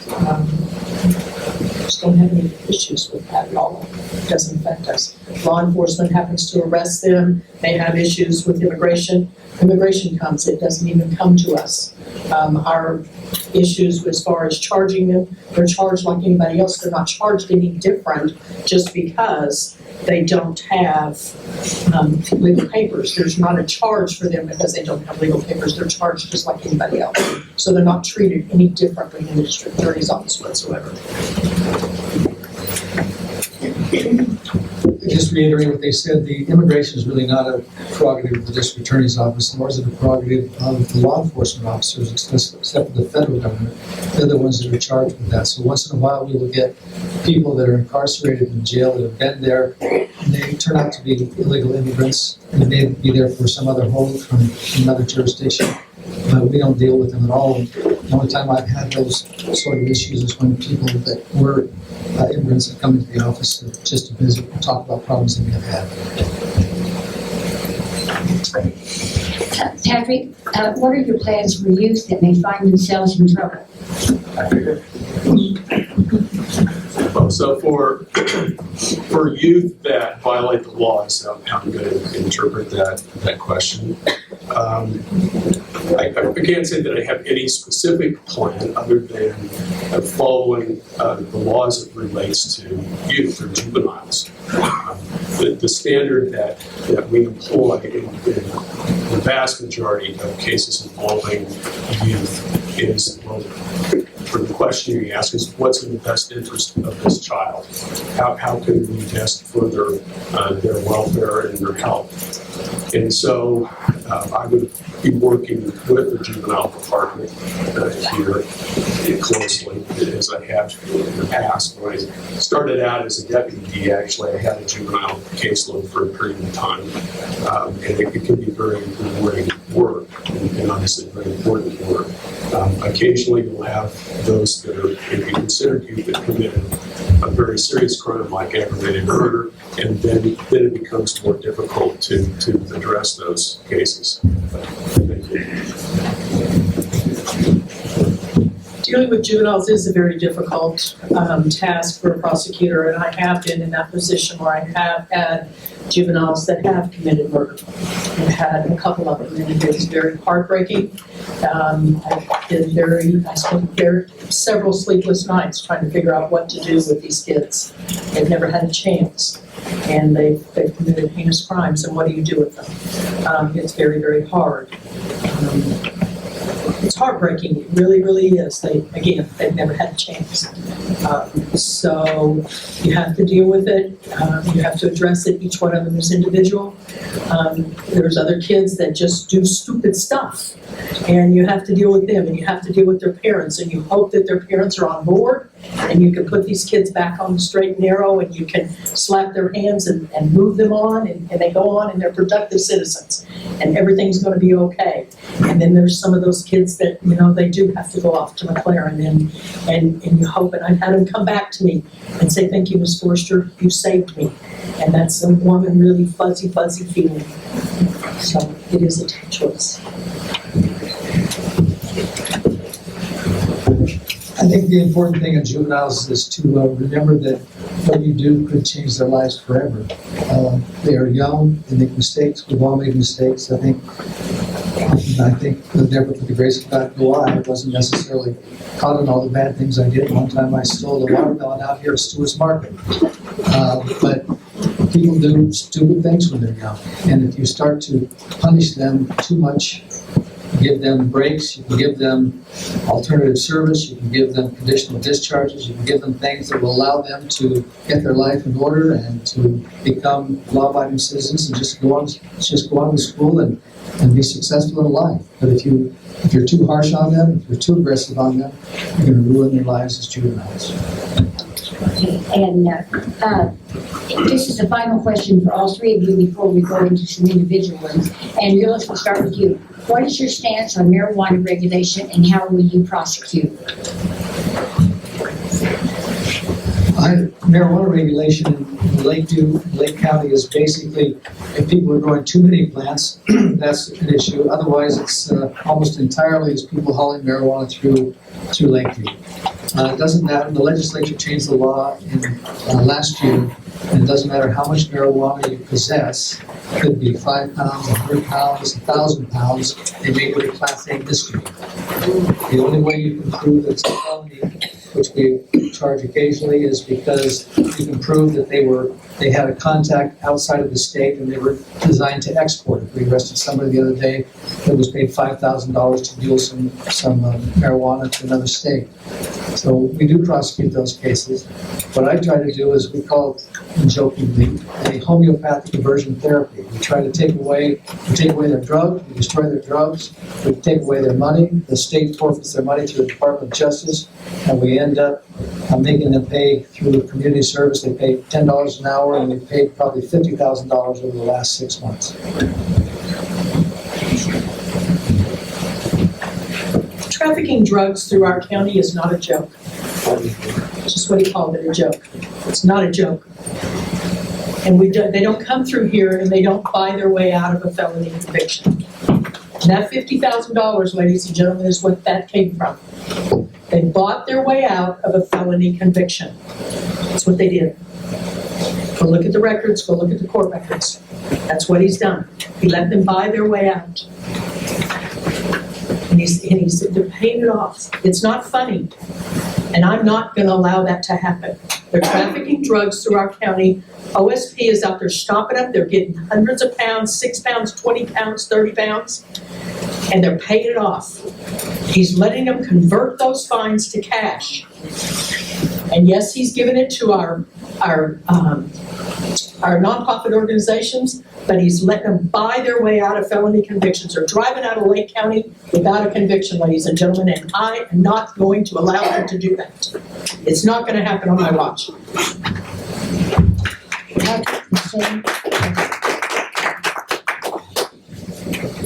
So I kind of view this as similar to the other question. I don't have the specific familiarity with the marijuana trafficking issues here in Lake County. In Deschutes, where we were in what's called a high-intensity drug trafficking area, and our focus was on methamphetamine. We had a deputy DA that was cross-designated in federal court as an assistant U.S. attorney. And so our focus was on cartels primarily, and we took the cases that we could get a meaningful sentence on to federal court. And Mr. Stapleton's correct in stating that it's very, very difficult, if not impossible, to get any kind of meaningful incarceration sentence on a marijuana case. And that does have to be taken into account when you look at the fact that you have limited public safety resources. Okay? And that's my answer to that one.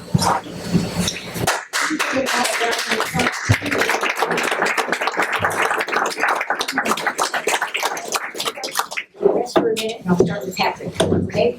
Thanks.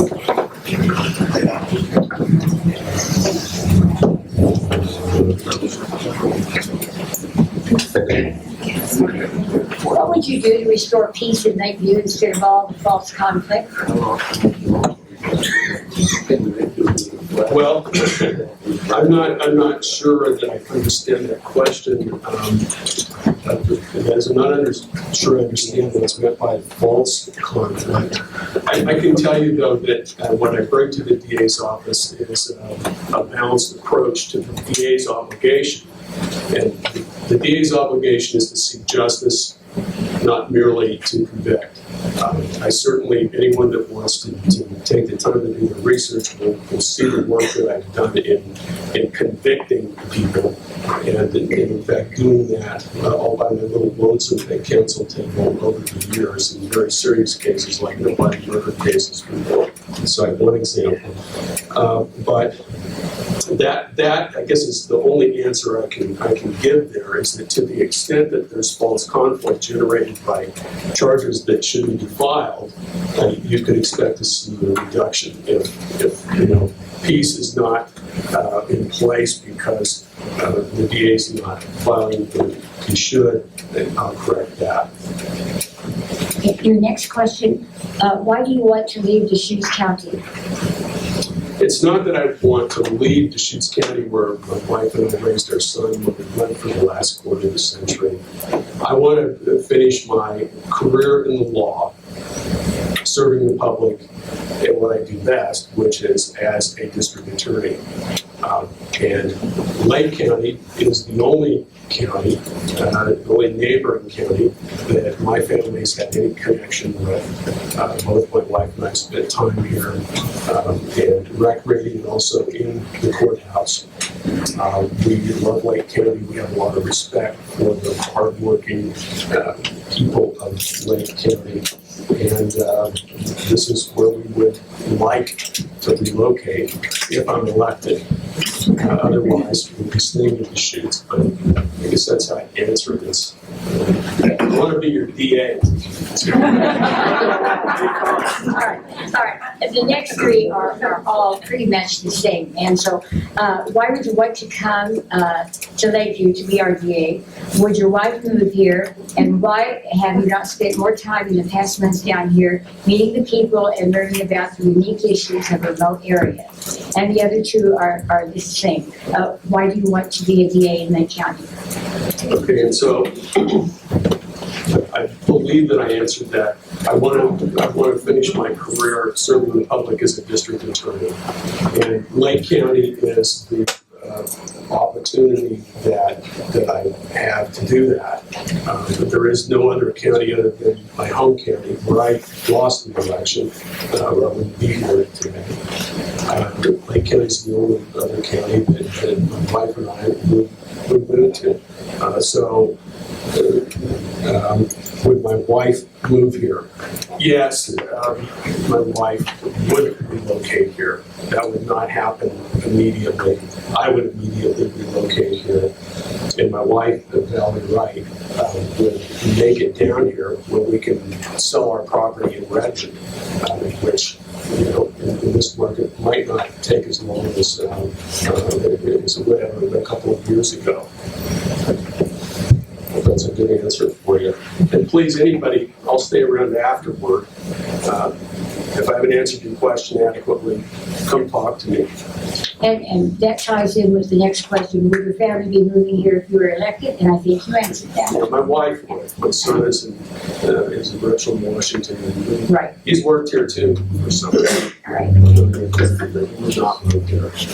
We are seeing in the Bend papers that payouts for lawsuits directly attached to your decisions are upwards of $3 million.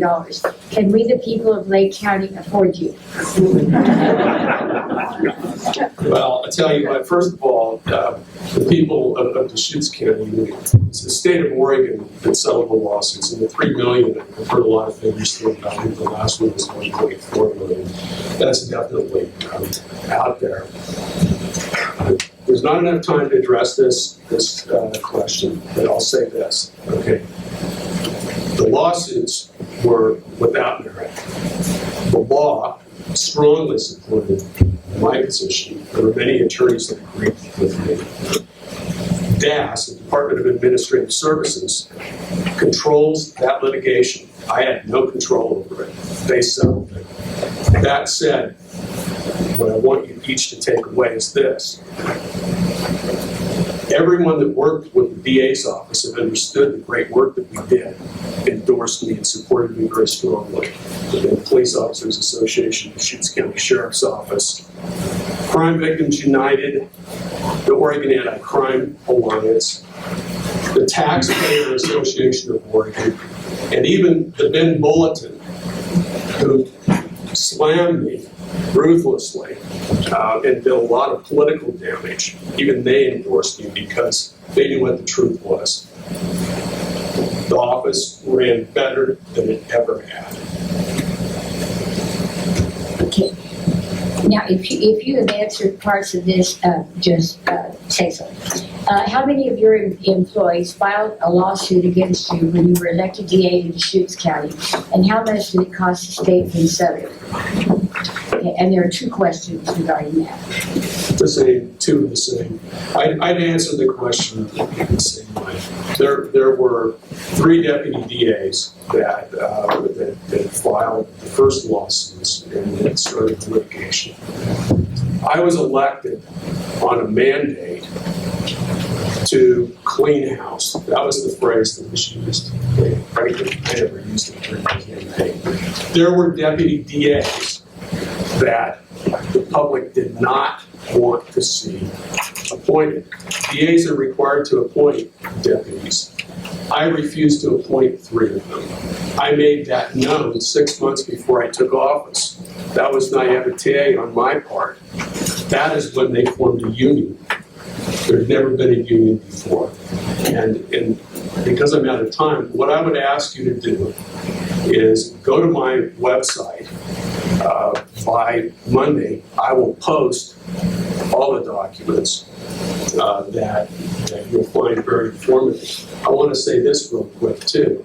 My predecessor, Mike Dugan, wrote a letter to the Herald. I know some of you have asked me about it. I sent in a response to that, and the Herald refused to publish it. I'm going to post that on my website by tomorrow, and I'd ask some of you to take a look at that. It's dirty politics is what it is. Patrick, I think you've answered this, but it is a separate question. If elected, do you plan to move to Lakeview to perform your duties, which you said yes, or do you consider this a part-time job? Now, I certainly do intend to move to Lakeview, and that would be absolutely necessary for anyone. It is not a part-time job, it's a full-time job. And I'll throw something out to you also. When you look at demographics, it especially becomes clear to someone that has a lot of experience in the system that this is a really big full-time job. Okay, Harney County doesn't have that much more of a population. We've got maybe 10,000. And I don't believe they get the traffic. I don't believe that law enforcement has the same intense work that law enforcement has here. And I know they've got at least a couple of deputy DAs, much larger staff over there. So, and they're very busy. So I know the work that's involved in this office, and if I wasn't willing to do it, I wouldn't be here.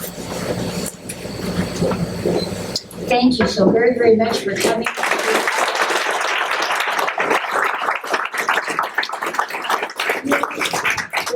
Questions at this time.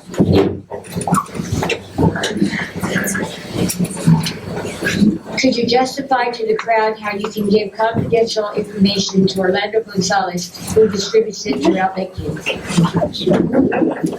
First of all, I don't give confidential information to Orlando, who's sitting right here. I will say that he comes to my office, and the sheriff has told me that he didn't want him to be in my office, and I think that's wrong, because I think everybody should have an opportunity to talk to me. He doesn't ask for any special favors. The only time he asks for something is, will you meet with somebody else? He has a complaint against maybe a police officer or something like that.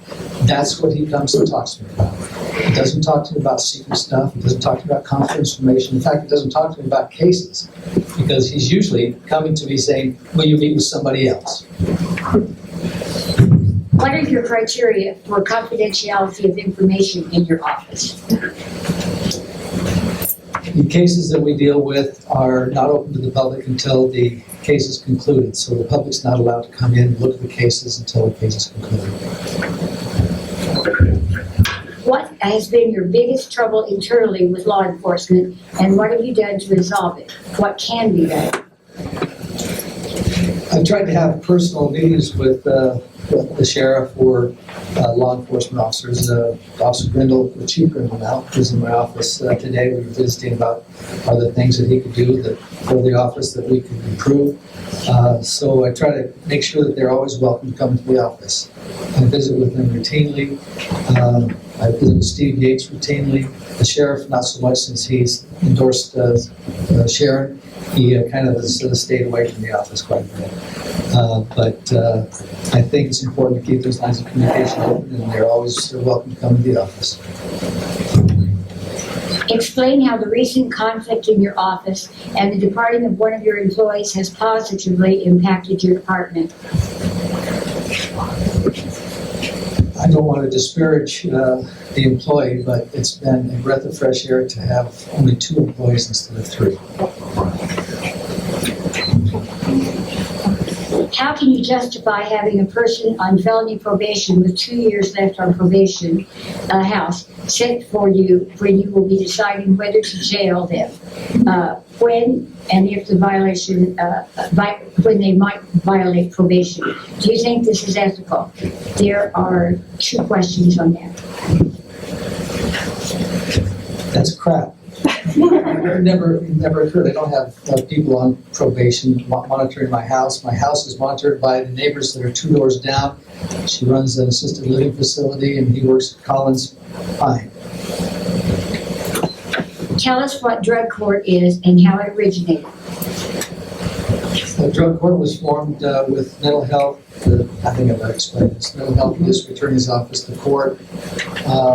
It was we actually we took the judge and the mental health people, and I think the district attorney's office and probation. We went up to Burns and looked at their program. Their program wasn't very successful, so we looked at theirs and tried to modify it to meet our needs down here. They had a success rate something akin to what Pat was talking about in Deschutes County was 7%. They weren't doing very well. I think the program is effective, and it has helped change some lives. Okay, you claim to be hard on drug cases, but you deal many for convictions. How can you justify this?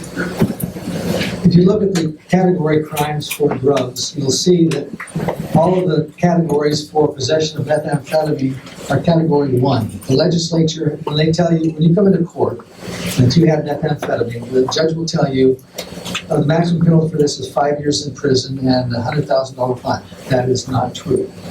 It's true on paper. It is not true in reality, because in reality, the legislature has adopted a sentencing grid pattern that says all possession of methamphetamine, except for large amounts, substantial quantities, are category 1. That means that they are a maximum of 30 days in jail, regardless of what it is. I am very tough on making sure that people on methamphetamine get probation so they get the drug treatment they need. I'm not as tough on marijuana because the legislature has basically said marijuana is not very important for Oregon, and possession of large amounts of marijuana is simply a misdemeanor. It's not a felony. Here are two more questions, they're basically the same, regarding Mr. Orlando Gonzalez's visits to your office. Since he seems to have open access to your office, can any citizen of Lake County come to your office and go through files?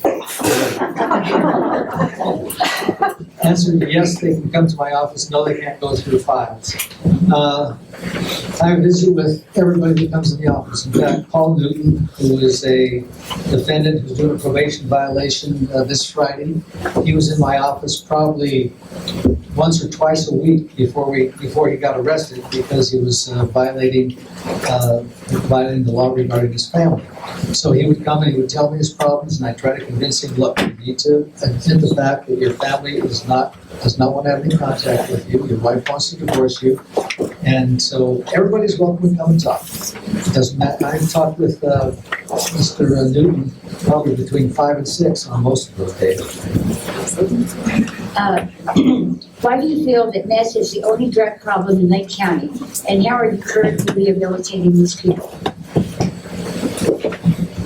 The meth problem, I think, is the primary problem in Lake County. I don't think marijuana is a serious problem in Lake County because I think that if people want to smoke marijuana, they're probably going to have a medical marijuana card up until the time that they can possess it legally. So we just don't see that as a big problem. We've had one person, I think, who was addicted to marijuana, and he's currently awaiting trial on another case.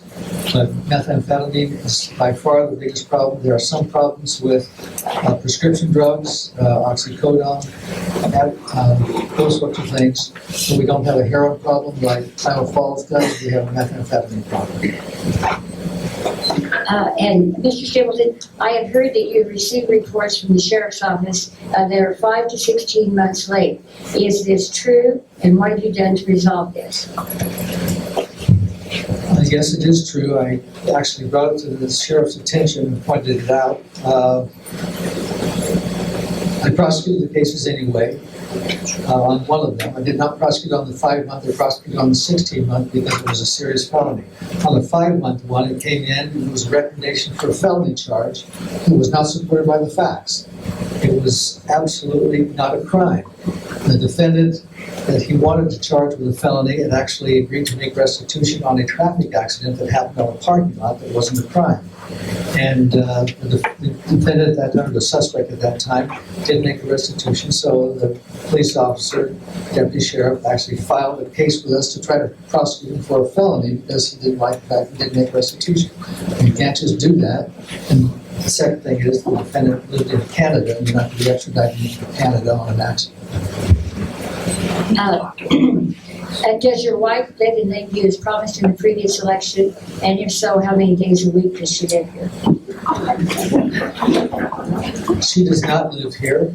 She was going to live here, but then she got a job while I was getting ready to take office in 2012. She got a job, so she was traveling around the country, and she was out 150 days out of the year. And she was traveling to Dallas, Kentucky, New York, New Jersey, Chicago. Lakeview doesn't seem to have an airport for that. So she did not move over here for that because she was gone almost every other day. A letter to the editor today suggested your handling of probation monies as unethical. What is your precedence to disperse money from your office and not state? First of all, the state does get their money. They forfeit all the money that comes in that's over $1,500. We tried to see if they would forfeit it less than $1,500, but they said no. So the state does get their money on that. In terms of the community service money that goes through, Ms. Forrester used to do it for contributions to a drug dog program over in Klamath Falls, and the previous district attorney actually would take the forfeiture money, and instead of, when somebody was caught with $10,000, instead of forfeiting to the state, what he would do is he would give the money back and then he would designate a place for it to go. I did not think that was approved by the state and found out it wasn't, so what I did was, when you convert fines at the court, if you're fined money, you can convert that to community service. So what we're doing is just the opposite of that. We're converting community service to money. And so we have defendants that agree to commit a lot of effort to community service, and they usually reside out of state, and so they pay $10 an hour. How is it that in 4 years you have no support from any member of law enforcement? I think there are some individuals in law enforcement that I do have their support for, primarily the state police. I think that the sheriff's deputies, I don't know, they've never taken advantage of the open door policy and come in and said, here's a complaint that I have, or here's what I'd like to do. I've always worked with them and tried to make sure that they had an open channel to communicate the problems that they may have had in a case, and I've always gone back to them. But partnership's a two-way street. I can't make them do something. Your statement that Sharon Forster posted a comment to contact you about your son's death is not true. Is this representative of your career, Ms. Truce? Ask Ginger Casto. She works at the courthouse. She read it. Ms. Forster actually responded to it. We have copies of her response indicating that she did that. What have you done, and specifically with whom did you speak to in your failed attempt to have court in North Lake County? I spoke with Judge Nichols about it. We tried to see if we could have a court that would hold up there in Christmas Valley so people wouldn't have to come down to Lakeview to handle their cases, and he indicated that was not going to be possible. Why are you protecting sex offenders who prey on children when the members of MDT ask for prosecution? You'd have to be specific on particular cases, but when I started out, the MDT program, the multidisciplinary task force, was composed of a number of people. Lisa Cahill was one of them. She supported my opponent. She's never wanted me as district attorney. She still doesn't want me as district attorney. It was very hard to try to make traction in that organization, because it was not an organization as it was in Klamath County, where people would actually work towards programs that would be successful in investigations. When I began about 2 months ago, I asked for some further investigation on the case, and it hasn't been done. I asked for pictures of child abuse and asked for them to be more pictures of this particular thing. They disagreed with me and they argued with me about it. And MDT has to be a two-way street. And your last question, if you are tough on crime, well, why have you not prosecuted cases and continued to give multiple charges to reoffenders? The reoffenders that we deal with are primarily they're going to prison or they have suspended prison sentences. Because the legislature has indicated that great portion of our corrections money that comes to the community corrections program is devoted towards the drug court. We try to make sure that those offenders that go into the drug court have suspended prison sentences as an encouragement to them to complete their program successfully. If they don't, they end up in prison. Not everybody needs to go to prison. Some do, some don't. The desire is to change behavior, make them productive, law-abiding citizens. Thank you so very much. Would you please?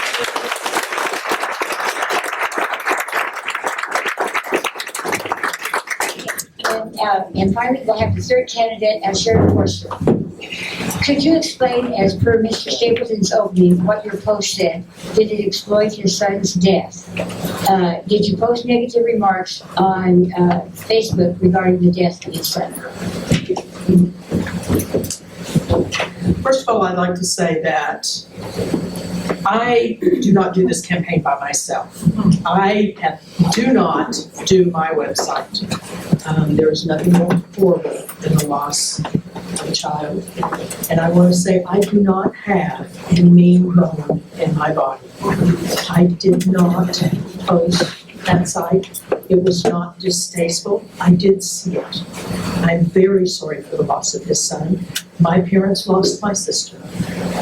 I am very, very saddened by it. I cannot say how sorry I am. I want to say what he did say is that we are not friends, or that I said I was friends of his family. I did not say that to a message to Ginger Castro. I did not say that. What I can tell you is that we are colleagues. We have been colleagues. We are members of the Oregon District Attorneys Association. He came to me this summer. We had lunch together. He came to my table at lunch when I was having lunch and said, "Can I join you for lunch?" So for me to say that I know him And we are members of the same groups, we are. And that's what I said in there. The post said, I am sorry for your loss. Somebody else that works on my campaign posted that. And when I heard somebody was offended, I called the person that maintains my website and said, take it down. That's how that happened. It did not say call him for detail. I didn't post a phone number. I didn't have anything to do with it. It was somebody in this community that maintains that for me, and we were genuinely sorry for his loss, like everybody else was. And Mr. Stapleton, I truly am sorry for the loss of your son. Mr. Stapleton has a proven track record of not prosecuting child abuse. How important is having these cases prosecuted for reducing these crimes? If you have a community where you have child abuse, I don't even think that we have to even question whether it is important. Does anybody question that we need to prosecute sex offenders of children? Really? There is no question. That is what we have to do. And for him to say that the CARES and the MDT is not important because they supported Dave Scott, because Dave Scott prosecuted sex offenders, that's what we have to do. That's what I have devoted my career to doing, is prosecuting sex offenders. I have sex offenders that are sitting in prison for 100 years, for 50 years, for 75 years. That's what I do. I stand in front of juries and I say, you can't let this happen to our children. We have to protect our children, ladies and gentlemen. That's the future of our community. And for him to say no, he hasn't prosecuted a sex offender since he's been in office in 4 years. 4 years. Dave Scott came back and did one trial. Dave Scott did one in 4 years. You hear a lot about your high-profile cases involving child abuse and sex offenders. How do you plan to prosecute minor offenses such as thefts and violations? Those are low-profile cases, and it's resources. Are we going to take those to trial? No. Do we have the resources to take those to trial? No. Those are cases that are dealt every day. People come in, they plead, and they go on their way. They pay restitution. If they've stolen from the stores, they pay restitution and we move on. Those are not where our resources should be sent, but they need to be held accountable. What Mr. Stapleton has you think is that I've got everybody pinned to the wall. We don't have the time for that. We have the time for the people that are dealing drugs in our community, that are trafficking drugs through our community, that are abusing our children, abusing our elderly. They are our elderly people that are being stolen from, the methamphetamine people that are stealing money from our elderly. He's ignoring them because I understand he's saying, well, they gave the money to them. Well, they don't know. If they're caretakers. Elderly people are our new children that people are taking candy from a baby. They need to be prosecuted. Elder abuse is huge. That's who we need to be prosecuted. Can you explain, when you were a deputy DA in Clement County, you were instructed you were not the supervising attorney and you were told to stop giving other deputy DAs orders?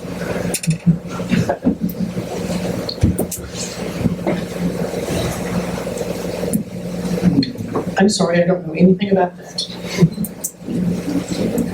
That was never done to my knowledge. I don't know where this ever came from. I never was a supervising attorney, that is correct.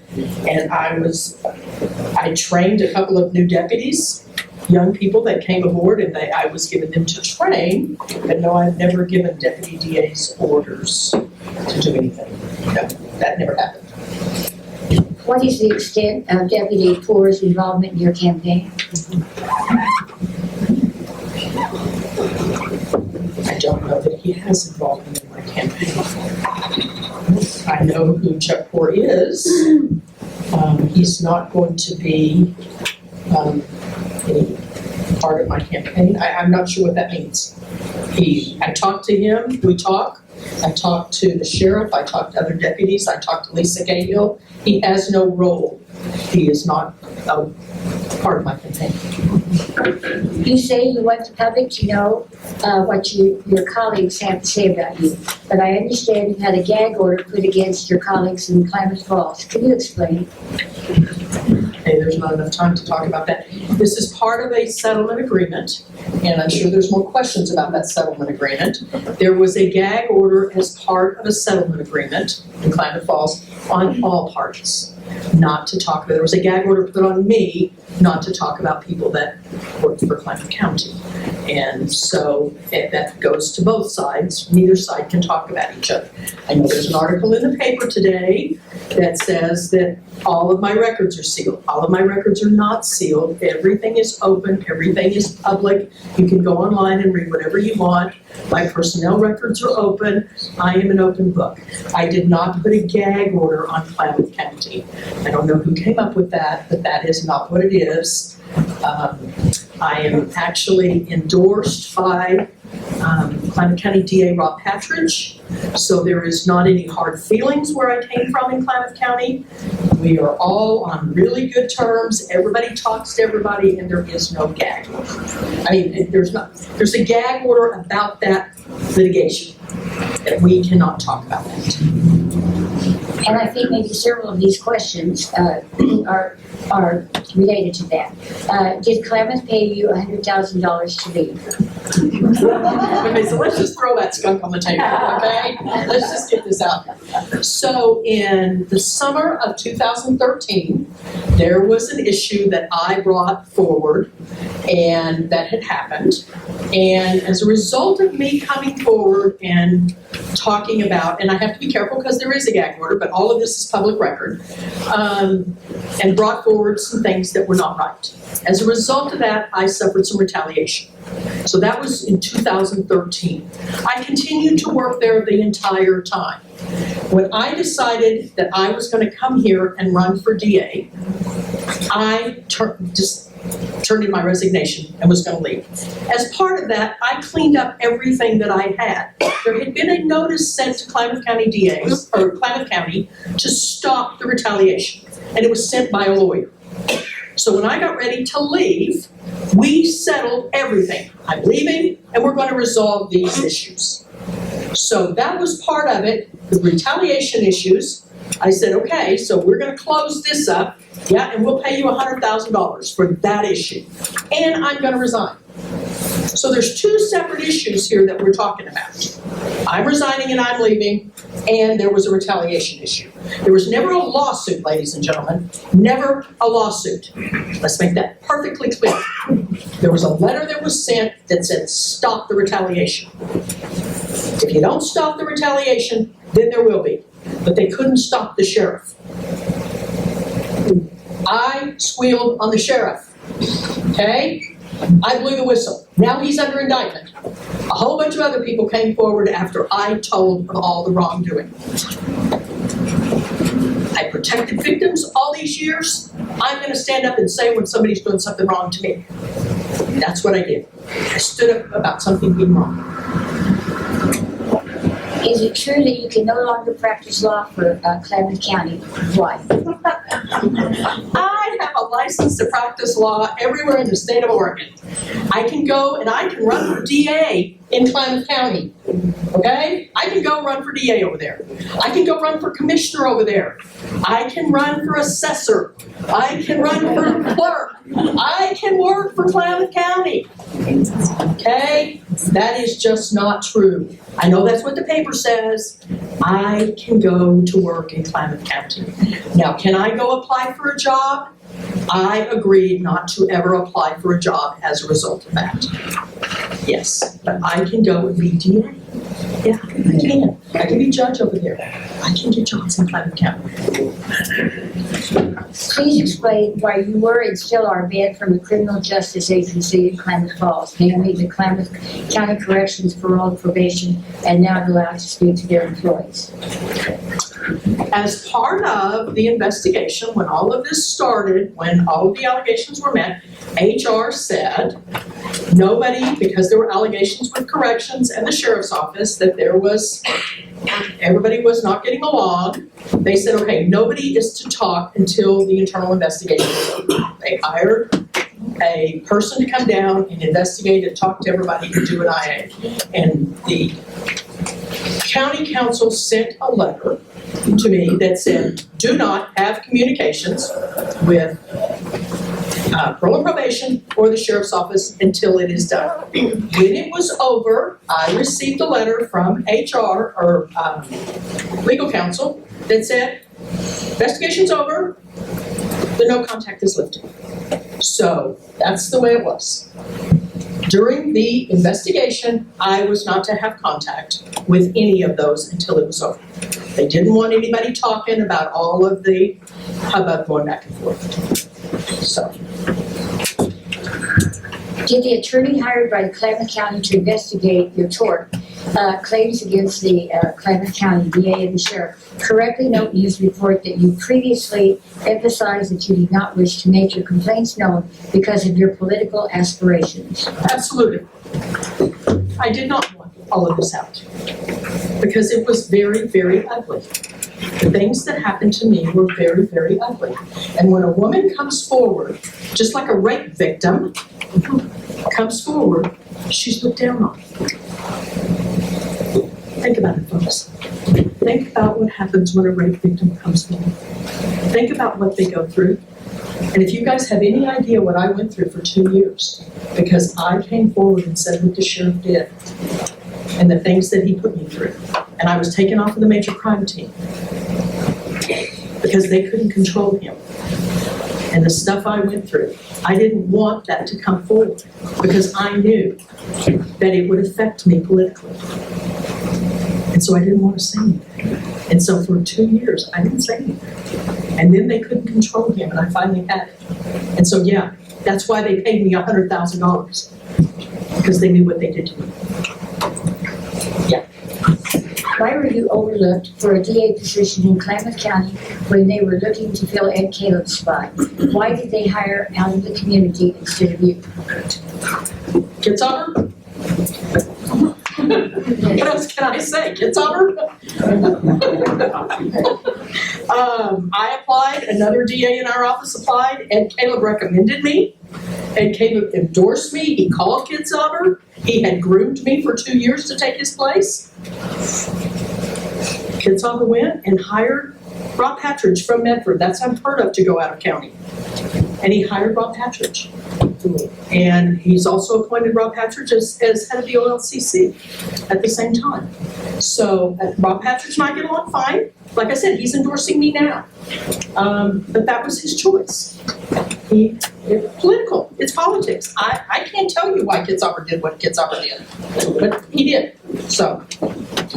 The current DA has asked the sheriff's office to interview witnesses on one of their cases who the defense was going to call to trial.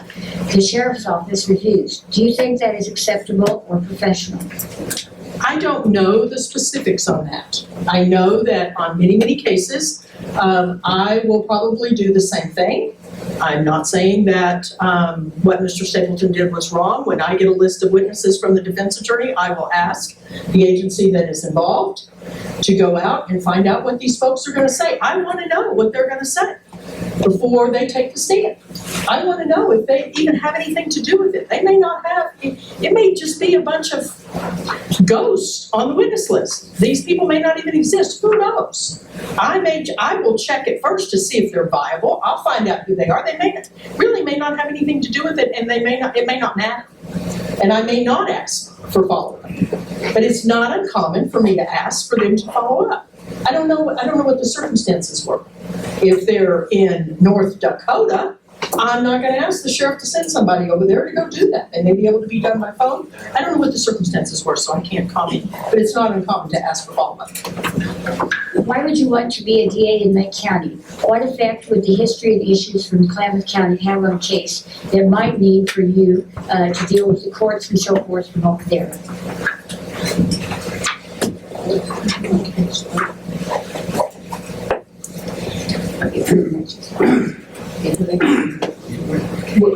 Okay, so go ahead. Actually, the two are connected. If elected, will you be able to work with Klamath County? As a matter of fact, I talked to Rob Patridge today, and I've been in contact with him quite a bit. He's kind of worked with me on my campaign because he is a politician. And he's very encouraging for me to be district attorney over here. They just got a new drug team And the drug team actually is involved with the DEA and the ATF, Homeland Security, and they've been encouraging, telling me that they will assist us if I can pinpoint an issue that we have of an area that's hot. They're willing to come over and help us eradicate that. Work over here for about a week, put that to bed. So yes, I'm looking forward to working with them. They have talked to me about that. We are going to work very well together, which unlike Mr. Flaherty here or Mr. Stapleton has never reached out to Klamath County, ever reached out in all of these years. And Mr. Flaherty, I don't think he's going to have the ability to reach out to the Chutes. He kind of doesn't have a really good relationship with them. So I will be able to reach out to both counties. We've got a great relationship with both of them. Is it true that your radio ad falsely stated that you were endorsed by the probation department? If it said I was endorsed by the probation department, that would be incorrect. I am not aware that it said that. I don't believe it did. I'm endorsed by the state police, which Mr. Stapleton said I do not have the support of OSP that he does. That is incorrect. They voted unanimously. I got the call from Salem that I'm endorsed by the state police. Okay, so I do have it. I have your local police. I have the sheriff's office. I have the endorsement of the sheriff. I am the only one sitting up here that has the endorsement of all of law enforcement. And why do I have that? I have that because they have checked on me. They have talked to their colleagues in Klamath. They know what it means. They know that I'm going to be available to them 24/7. Because that's what I was in Klamath. I was always there. They called me even when I wasn't on call. They needed legal advice in the middle of the night. They knew that I called. And they trusted the advice they got from me. I'm always there for them, and I'll be there for these guys. When you were a deputy DA in Klamath County, why was there a time you were reassigned to property cases and new sex abuse and domestic violence and child abuse were assigned to other deputies? This was a time that my mother passed away, and I am an only child, and she was in Washington, and I needed a break. I have been doing sex abuse cases for 10 years. And I'm going to tell you something. You have a steady diet of that, and you take the hand of a 5-year-old and you walk her to the stand and let her tell you about how Grandpa made a lollipop out of her.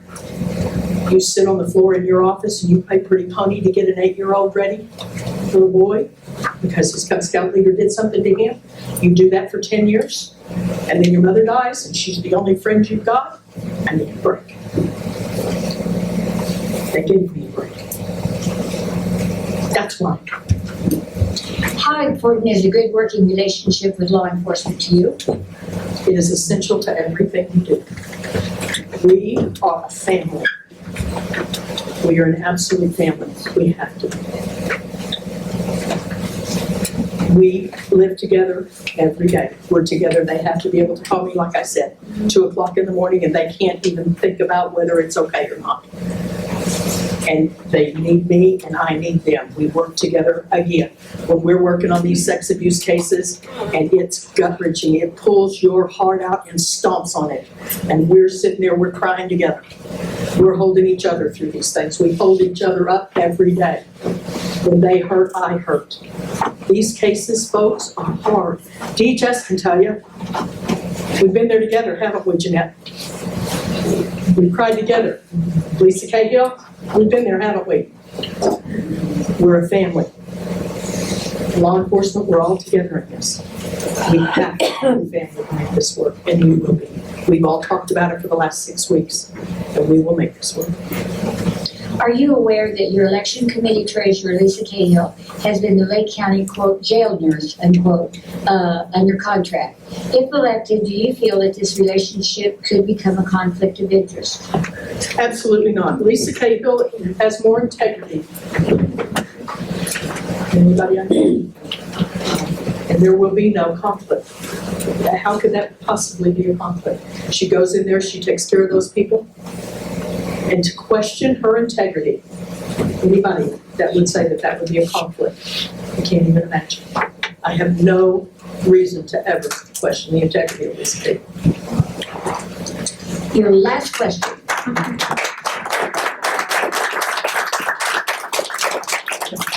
Gun control is all over the news. How important is the Second Amendment to you? I can't imagine anything more important. The right for us to protect ourselves in our homes. We have limited law enforcement here. We can't be there for you every day. We cannot even begin to imagine to protect you. And I'm not going to tell you that we can't. We do the best we can. We have limited resources.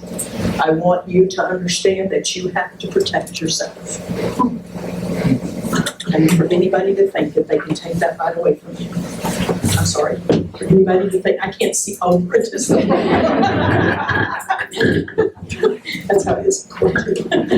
For anybody to think that they can take that right away from you. No. Everybody has the right to protect themselves, and we cannot take that right away from you. Thank you. Will you please give Sharon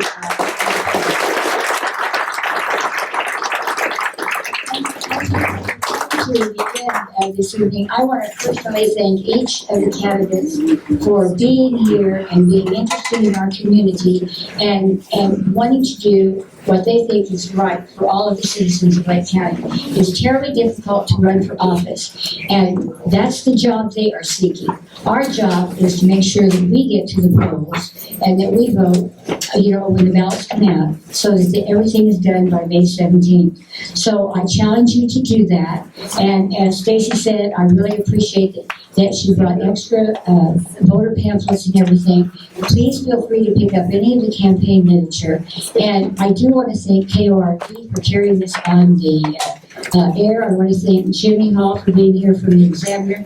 I especially want to thank the Senior Center again for letting us host this here, and all the AAUW members who have worked so hard on this tonight. And I personally thank the kids from COIC who not only helped set up, but if you see any of them, they're going to help tear down the morning. We have to be here about 8:15 in the morning. So we thank you so very, very much. Please vote and give all of these people a round of applause.